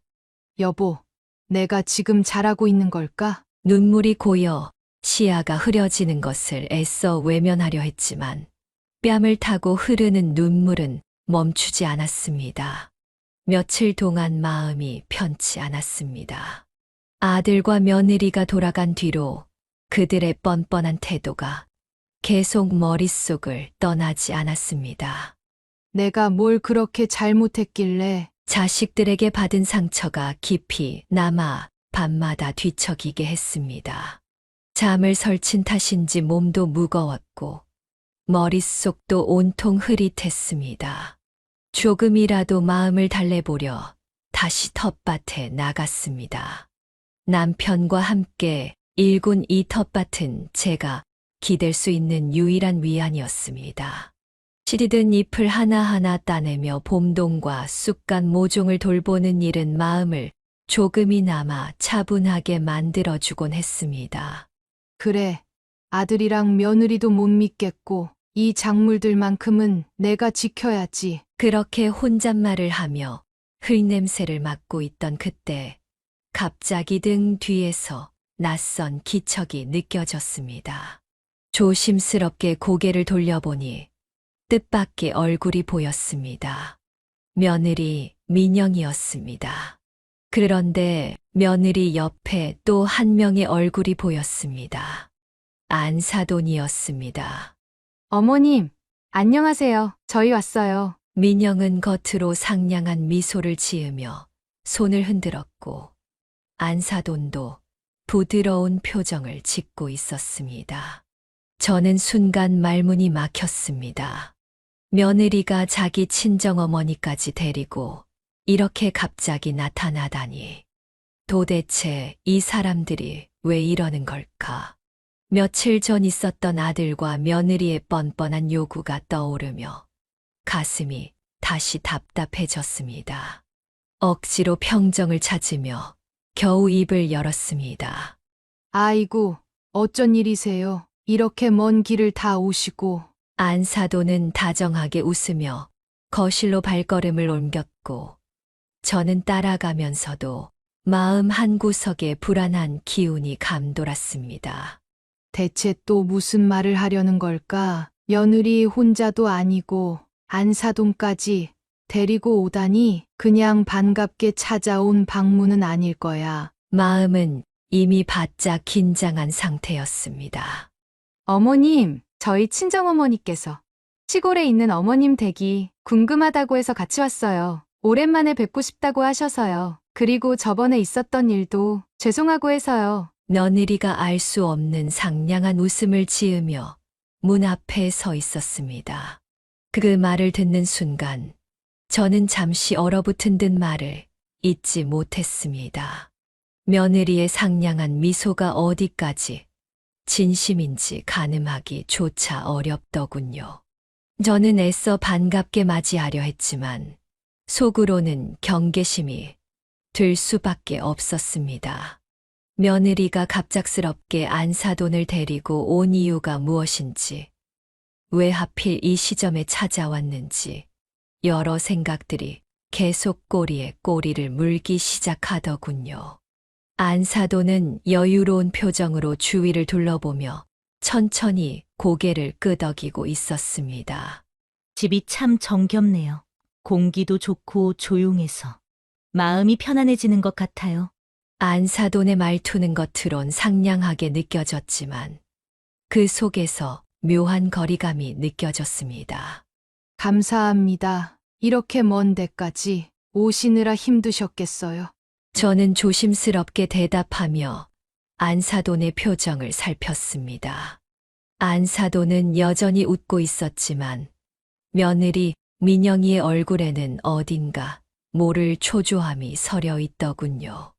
눈빛이 이리저리 흔들리며 안사돈과 저를 번갈아 보고 있었고 어딘가 불안한 듯 손끝을 만지작거리고 있었습니다.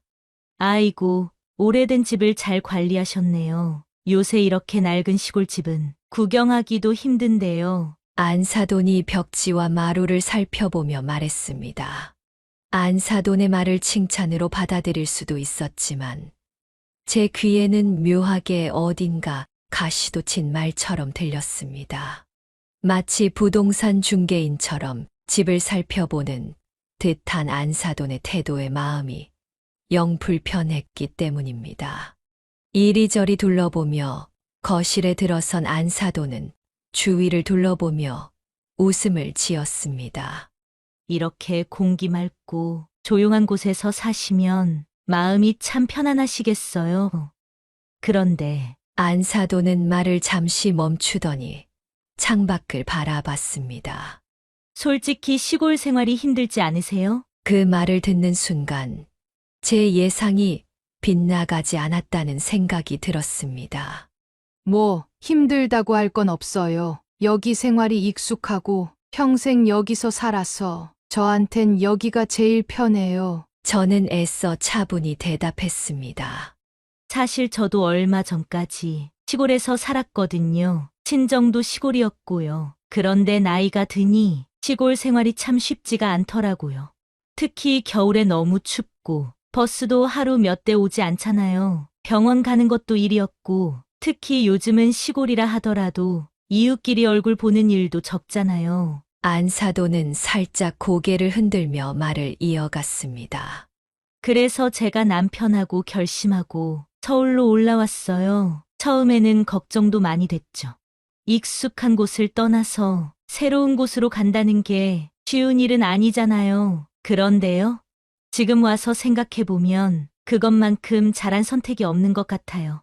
저는 찻잔을 내려놓으며 안사돈의 얼굴을 가만히 바라봤습니다.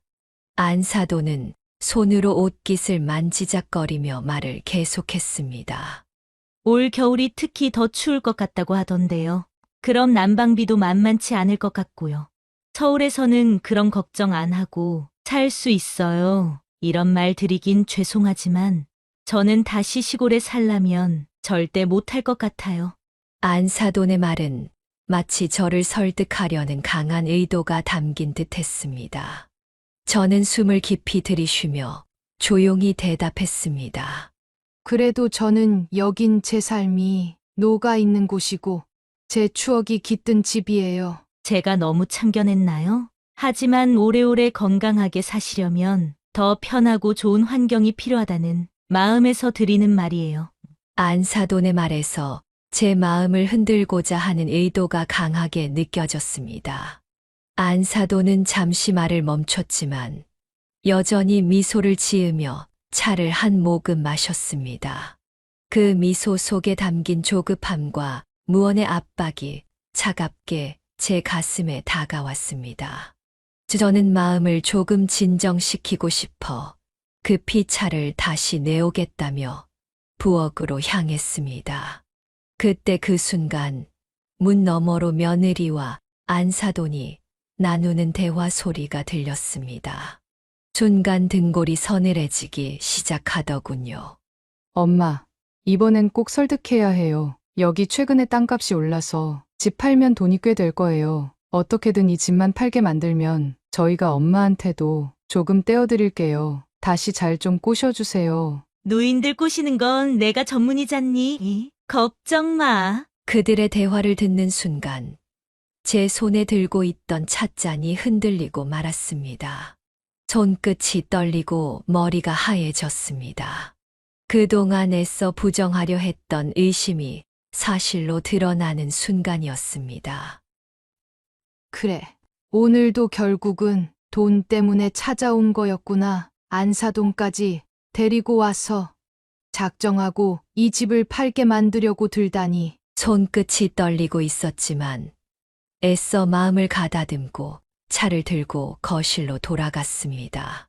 그들은 제가 아무것도 듣지 못했다는 듯 여전히 밝은 표정으로 앉아 있었습니다. 저는 차를 다시 따라내며 애써 태연한 척했지만 속은 이미 지쳐 있었습니다. 제가 괜히 말씀드린 거 아닐까 싶네요. 그래도 이렇게 한 번쯤은 생각해 보시는 것도 나쁘지 않을 것 같아서요. 우리 민영이가 서울에서 어머님 모시면 얼마나 잘해드리겠어요. 안사돈은 다시 한번 상냥한 미소를 띠며 말을 이어갔습니다. 민영도 곧바로 맞장구를 쳤습니다. 어머님, 저희가 정말 걱정돼서 그러는 거예요. 이 시골에서 혼자 계시는 거 너무 위험하잖아요. 서울로 올라오시면 더 안전하고 편안하게 사시지 않을까요? 저는 속으로 한숨을 쉬었습니다. 이미 충분히 말했는데도 이들은 멈출 생각이 없어 보였습니다. 저는 그냥 며느리와 안사돈을 얼른 집에 보내고 싶었습니다. 계속 의미 없는 말을 주고받고 싶지 않았죠. 그래, 내 말이 틀린 건 아니구나. 내가 생각 좀 해볼게. 며느리와 안사돈을 돌려보내기 위해 일단은 수긍하는 척을 했습니다. 안 그러면 하루 종일 집에서 떠날 생각을 하지 않을 것 같았기 때문이었습니다. 하지만 그 말을 듣는 순간 안사돈과 며느리의 얼굴이 환하게 밝아졌습니다. 특히 며느리는 환하게 웃으며 제 손을 꼭 잡았습니다. 어머님, 정말 현명한 결정이에요. 서울로 오시면 정말 잘하셨다는 생각이 드실 거예요. 저희도 어머님 곁에서 더 자주 뵐 수 있고요. 안사돈도 고개를 끄덕이며 맞장구를 쳤습니다. 맞아요. 요새는 나이가 들수록 생활이 편리한 곳으로 가는 게 제일 현명한 선택이에요. 제가 그걸 너무 잘 알아요. 그들의 미소와 환호는 어딘가 가식적으로 느껴졌습니다. 저는 그들이 진정으로 제 걱정을 하는 게 아니라는 걸 너무나도 잘 알고 있었고, 결국 자신들의 속셈을 이루려는 것이라는 것도 분명하게 알고 있었습니다. 그래, 오늘은 이제 그만 가봐라. 나도 이런저런 생각을 좀 해봐야겠다. 네, 어머님, 오늘 이렇게 말씀해 주셔서 정말 감사해요. 저희는 언제든 기다리고 있을게요. 안사돈도 제 손을 한 번 꼭 잡으며 말했습니다. 오늘 정말 감사했어요. 다음엔 제가 더 좋은 걸 준비해서 뵐게요. 그때는 더 편하게 얘기 나눠요. 저는 그들의 뒷모습을 보며 마음이 한없이 무거워졌습니다. 대문을 닫으면서도 머릿속은 온갖 생각으로 뒤엉켰습니다. 그날 밤 저는 휴대전화를 꺼내 아들과 며느리의 연락처를 차단했습니다. 안사돈까지 데리고 와서 저를 설득하려 한 그들의 태도에 더 이상 믿음이 가지 않았기 때문입니다.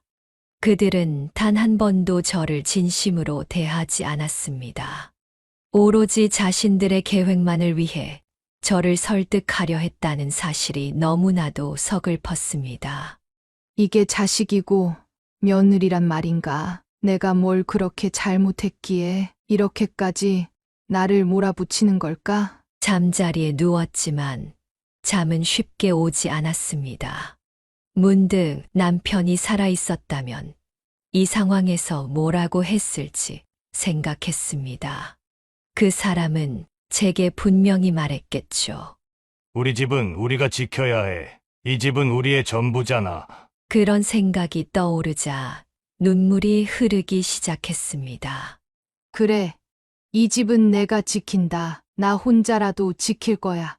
이 집은 내 인생이었고 내 모든 추억이 깃든 곳이야. 아무도 이걸 빼앗아갈 수 없어. 그날 밤 저는 마음속으로 결심했습니다.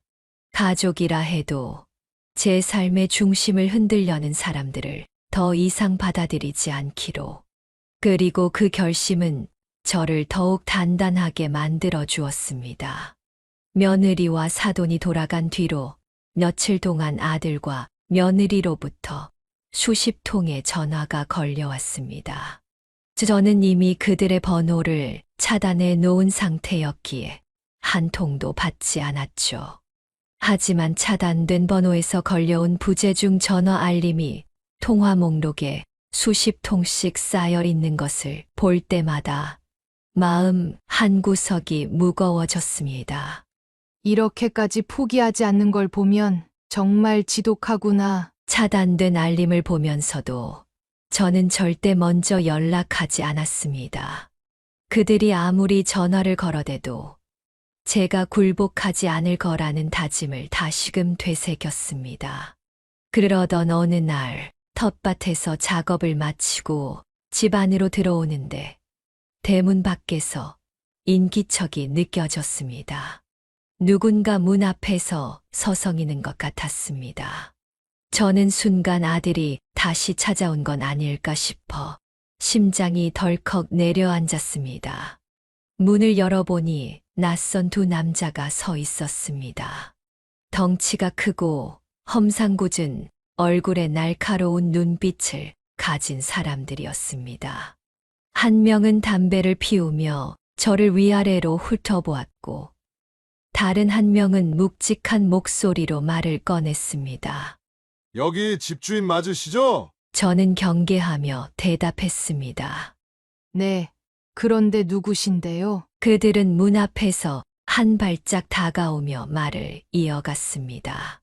우린 부동산 쪽에서 나온 사람들이에요. 여기 땅 팔린다는 얘기가 있어서 찾아왔는데 어르신이 생각을 잘 안 바꾸신다고 해서요. 그래서 직접 얘기 좀 하러 왔습니다. 저는 그들의 태도에 불쾌함을 느꼈습니다. 땅을 판다는 얘기는 누구한테 들으셨는지 모르겠지만 저는 그런 계획 없습니다. 그러니 돌아가세요. 그러나 그들은 물러서지 않았습니다. 담배를 피우던 남자가 비웃듯 고개를 젓더니 저를 노려보며 말했습니다. 어르신, 이런 얘기는 한 번에 끝내는 게 좋습니다. 우리가 좋은 조건으로 해결하려고 하니까 어르신도 너무 고집 부리지 마세요. 괜히 시간 끌다가 나중에 후회하지 마시고요. 그들의 뻔뻔한 태도에 저도 모르게 화가 치밀어 올랐습니다. 무슨 소리를 하시는 거예요? 나는 이 땅 팔 생각이 없다고요. 여기서 더 이상 이상한 얘기하지 마시고 당장 돌아가세요. 그러자 다른 남자가 짧게 웃으며 비꼬듯 말했습니다. 어르신, 우리가 이렇게까지 찾아온 이유가 있겠죠? 괜히 우리 말 무시하다가 큰일 나지 마세요. 얌전히 해결하면 서로 좋잖아요. 그들의 협박 같은 말에 저는 순간 두려움이 밀려왔습니다. 하지만 겁먹은 모습을 보이고 싶지 않아 최대한 단호하게 대답했습니다. 당신들이 뭐라 하든 내 결정은 바뀌지 않을 겁니다. 이 땅 팔 생각 없으니 당장 나가주세요. 그들의 표정이 일그러지더니 담배를 피우던 남자가 조롱하듯 말했습니다. 어르신, 이렇게 고집 부리셔도 아무 소용없어도 두고 보세요. 결국엔 우리한테 팔 수밖에 없게끔 만들어드리죠. 그때 옆집 최 씨 할아버지가 이 소란을 듣고 마당으로 나왔습니다. 이게 무슨 소란이요? 어르신 혼자 계신 집에 와서 이런 식으로 하면 쓰나? 최 씨 할아버지는 부동산 업자들을 향해 호통을 치기 시작했습니다. 너희들 당장 나가지 못해. 이런 깡패 같은 짓이 어딨어? 당장 나가. 하지만 부동산 업자 중 한 명이 비웃으며 최 씨 할아버지에게 가까이 다가갔습니다. 할아버지, 우리 일이니까 참견하지 마세요. 괜히 그러다 다치십니다. 그리고는 갑작스럽게 최 씨 할아버지를 밀쳐버렸습니다. 힘없이 땅에 주저앉는 할아버지의 모습에 저는 비명을 질렀습니다. 어르신, 괜찮으세요? 저는 급히 휴대전화를 꺼내 경찰에 신고했습니다. 여기 사람이 다쳤어요. 깡패 같은 사람들이 협박까지 하고 할아버지를 밀쳤어요. 잠시 후 경찰차가 사이렌을 울리며 도착했고 부동산 업자들은 순식간에 태도를 바꿨습니다. 경찰 앞에서는 시치미를 떼며 우린 그냥 얘기하러 온 거였는데요. 이분들이 좀 과민 반응하시는 것 같네요. 하지만 최 씨 할아버지가 강하게 항의하며 상황을 설명했습니다. 이 사람들이 집을 강제로 팔게 만들겠다고 박 씨 할머니를 협박하고 나를 밀쳤어. 내가 이 나이에 이런 일을 겪을 줄은 몰랐네. 부동산 업자들은 마지막까지 저를 노려보며 어르신, 이렇게까지 하시다니 후회 안 하시겠죠? 라는 말을 남기고 끌려갔습니다. 저는 그제야 숨을 고를 수 있었습니다. 하지만 그들의 협박과 마지막 한마디는 제 머릿속에 깊이 박혀 떠나지 않았습니다.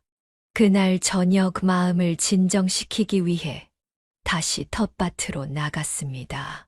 하지만 눈앞에 보이는 풍경은 저를 또다시 깊은 충격에 빠뜨렸습니다. 봄동과 쑥갓 잎들이 하나같이 시들어 있었습니다. 왜 이런 걸까? 손으로 잎을 만져보니 물기가 없고 잎끝이 말라 있었습니다. 그동안 애써 가꿔왔던 작물들이 힘없이 고개를 떨구고 있는 모습에 가슴이 아팠습니다. 그 모습에서 문득 아들 윤재와 며느리 민영이가 떠올랐습니다.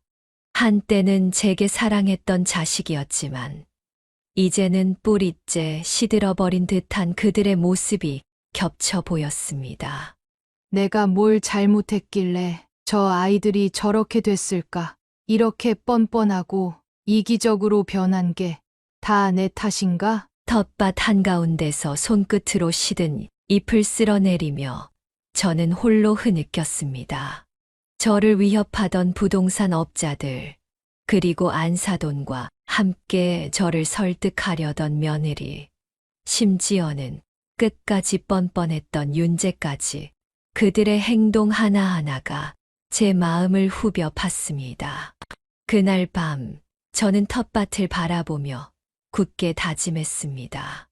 더 이상 누구에게도 이 집을 흔들리게 두지 않겠어.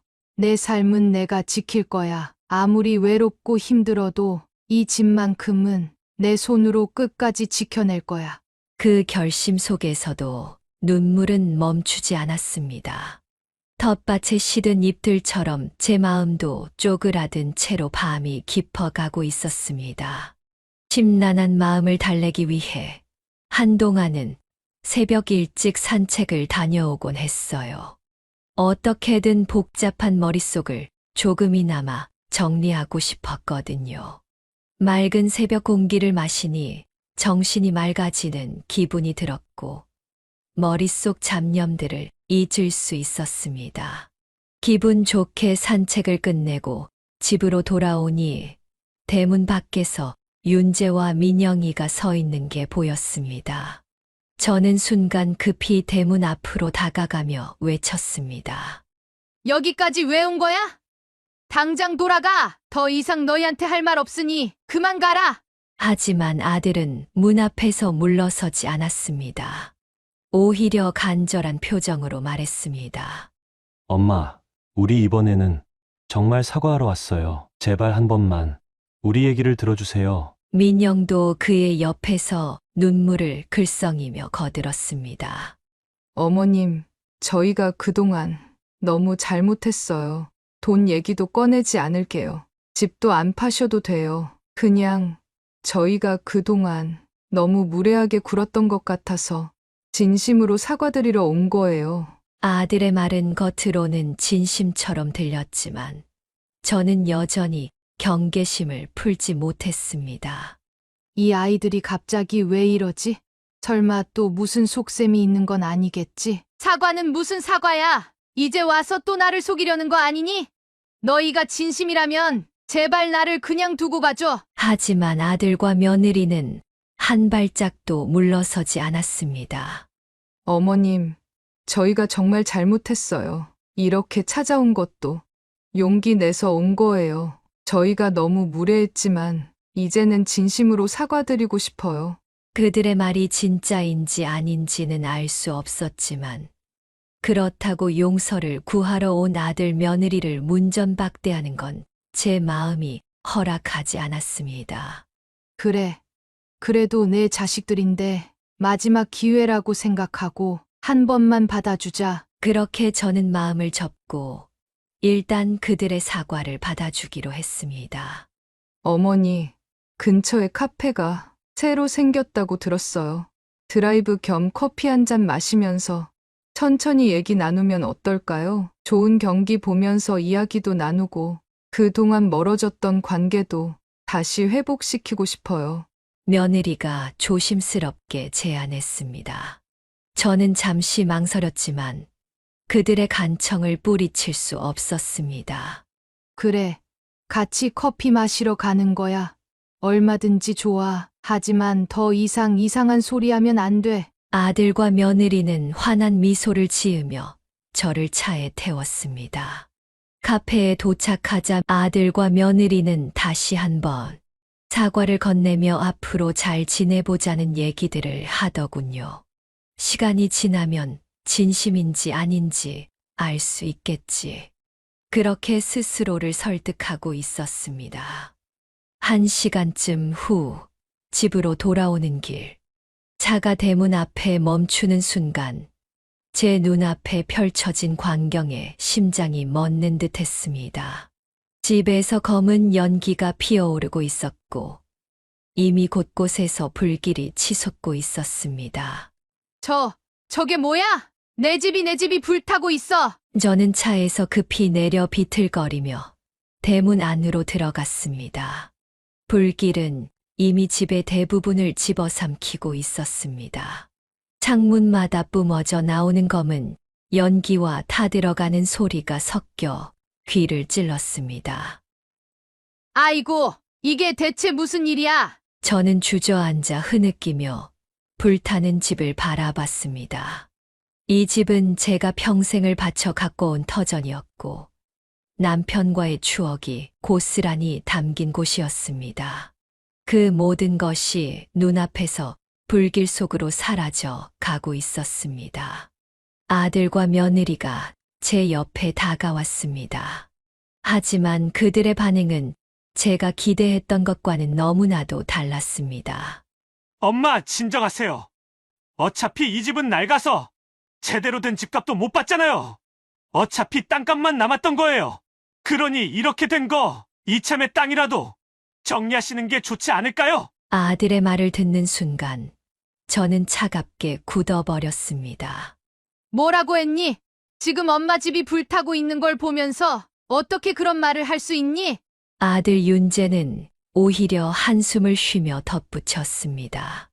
엄마, 현실적으로 생각해보세요. 어차피 집은 복구가 안 될 테니 땅이라도 빨리 팔고 정리하는 게 나아요.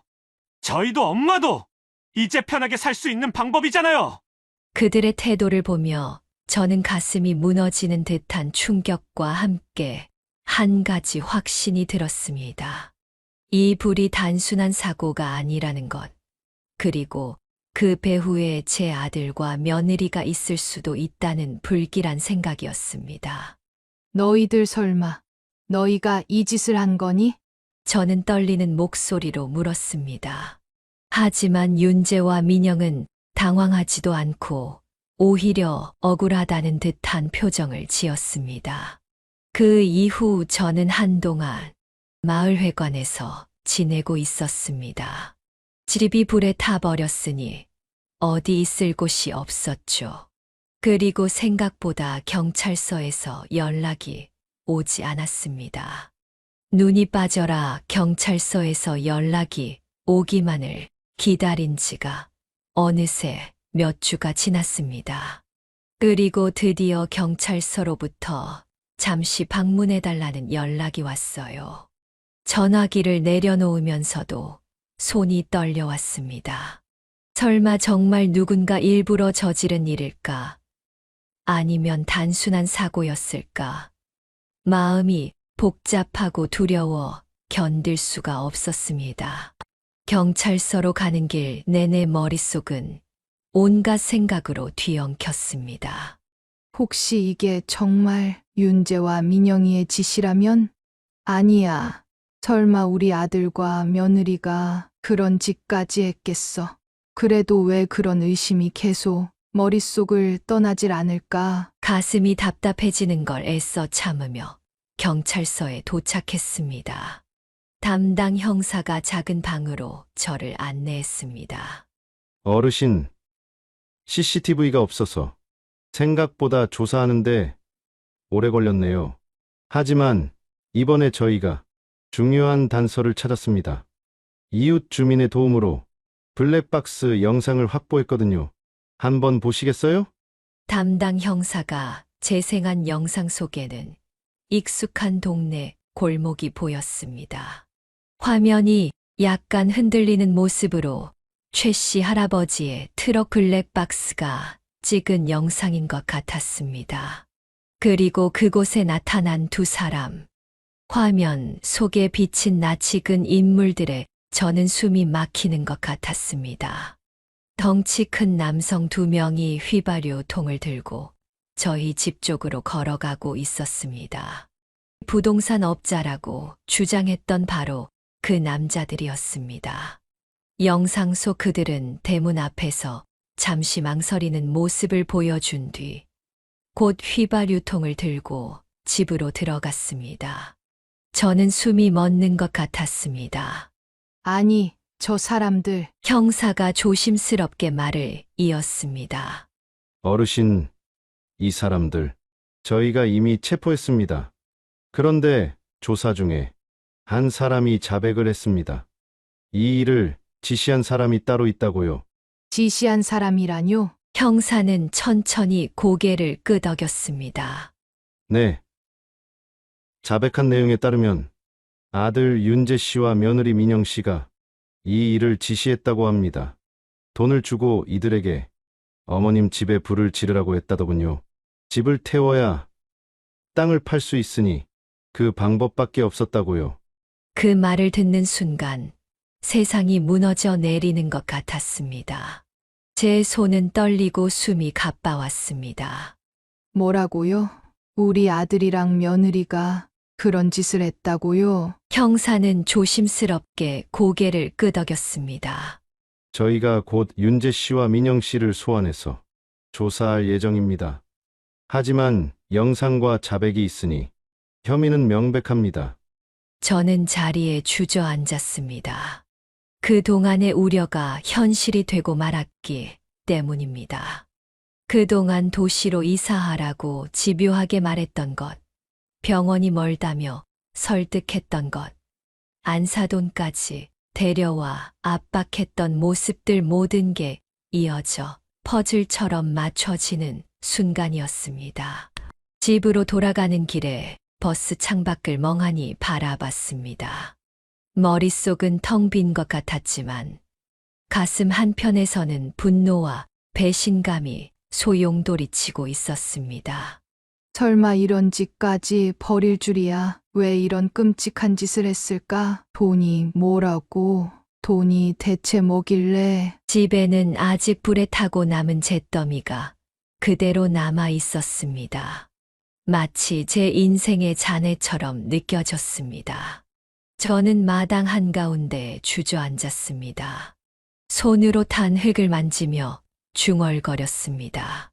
이게 무슨 꼴이냐? 내가 뭘 잘못했길래 이렇게까지 돼야 하는 거냐? 그리고 얼마 뒤 경찰서에서 다시 연락이 왔습니다. 아들 윤재와 며느리 민영이에 대한 모든 조사가 끝났으며 곧 재판에 넘겨질 예정이라는 소식이었습니다.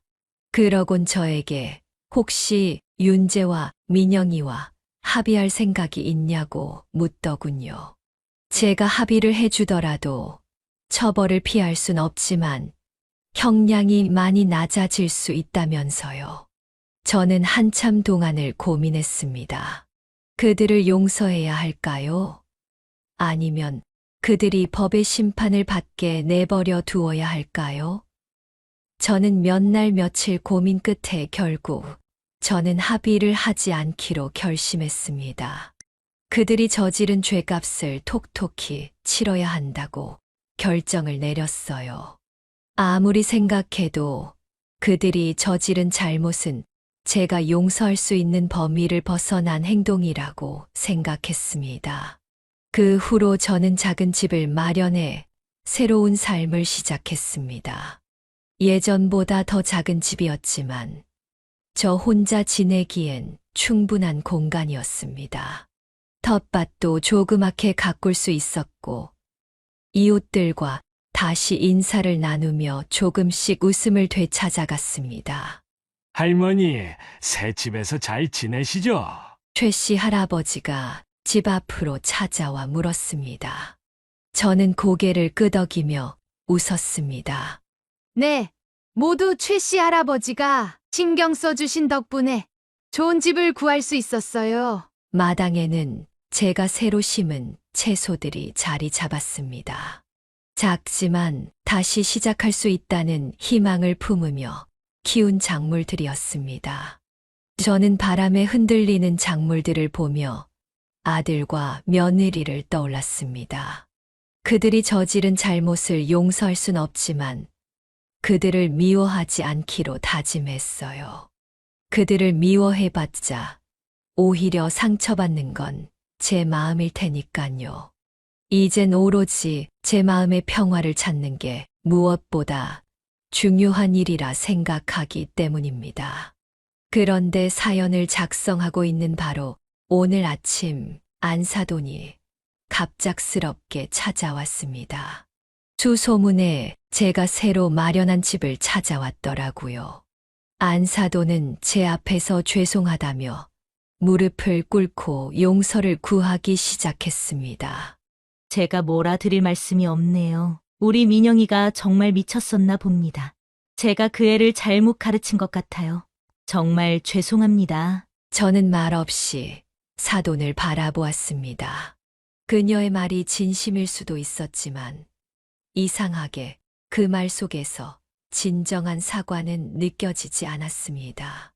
그래도 우리 민영이가 아직 어리고 철이 없어서 실수한 거라고 생각하시고 용서해 주시면 안 될까요? 어차피 다 지난 일이잖아요. 어떻게든 제가 보상금은 드리도록 하지요. 그 말에 저는 속으로 씁쓸하게 웃었습니다. 사돈, 그게 지금 사과하러 온 사람의 말입니까? 저는 이 집에서 제 남편과 함께 50년을 살아왔고 이곳에서 제 모든 추억과 삶을 쌓아왔습니다. 그걸 당신 딸이 다 태워버렸어요. 그런데 보상금을 주면 다 끝날 일이라고 생각하세요?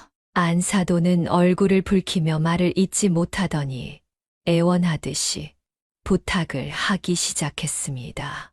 그렇다고 우리 민영이를 감옥에 보낼 수는 없잖아요. 물론 우리 민영이가 100번 1000번 잘못했어요. 크게 잘못했지요. 하지만 그렇다고 진짜 아들이랑 며느리를 감옥에 보내실 생각이세요? 사돈, 한 번만 더 생각해 주세요. 합의만 해 주시면 감옥엔 안 간다고 해요. 제가 어떻게든 보상할게요. 제발요. 사돈의 눈은 붉게 충혈되어 있었지만 그 안에서 보이는 건 진심 어린 뉘우침보다는 두려움에 가까웠습니다. 자기 딸이 감옥에 갈지도 모른다는 두려움 말입니다. 잠시 동안 아무 대답도 하지 않았습니다. 안사돈의 말을 들으면서 제 안에서는 여러 감정이 뒤엉켰습니다. 분노, 서운함, 그리고 그 사이에 어쩔 수 없는 공허함까지. 안사돈을 바라보면서 내가 무엇을 더 말할 수 있을까 생각했습니다. 그런데도 말이 나오지 않았습니다. 다시 한 번만 생각해 주세요, 네. 제가 이렇게 부탁드리잖아요. 안사돈이 마지막으로 머리를 조아린 채 문을 나서는 모습을 멍하니 바라보았습니다. 그녀가 집 밖으로 나가고 나서야 그 무거운 공기가 조금씩 흩어지는 듯 했습니다. 그리고 지금 이렇게 사연을 쓰고 있습니다. 안사돈의 말 하나하나가 머릿속에서 떠나질 않네요.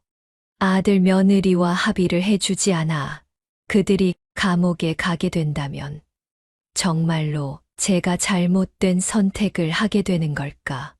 하지만 잘못된 선택은 이미 저들 쪽에서 먼저 한 게 아니었을까요?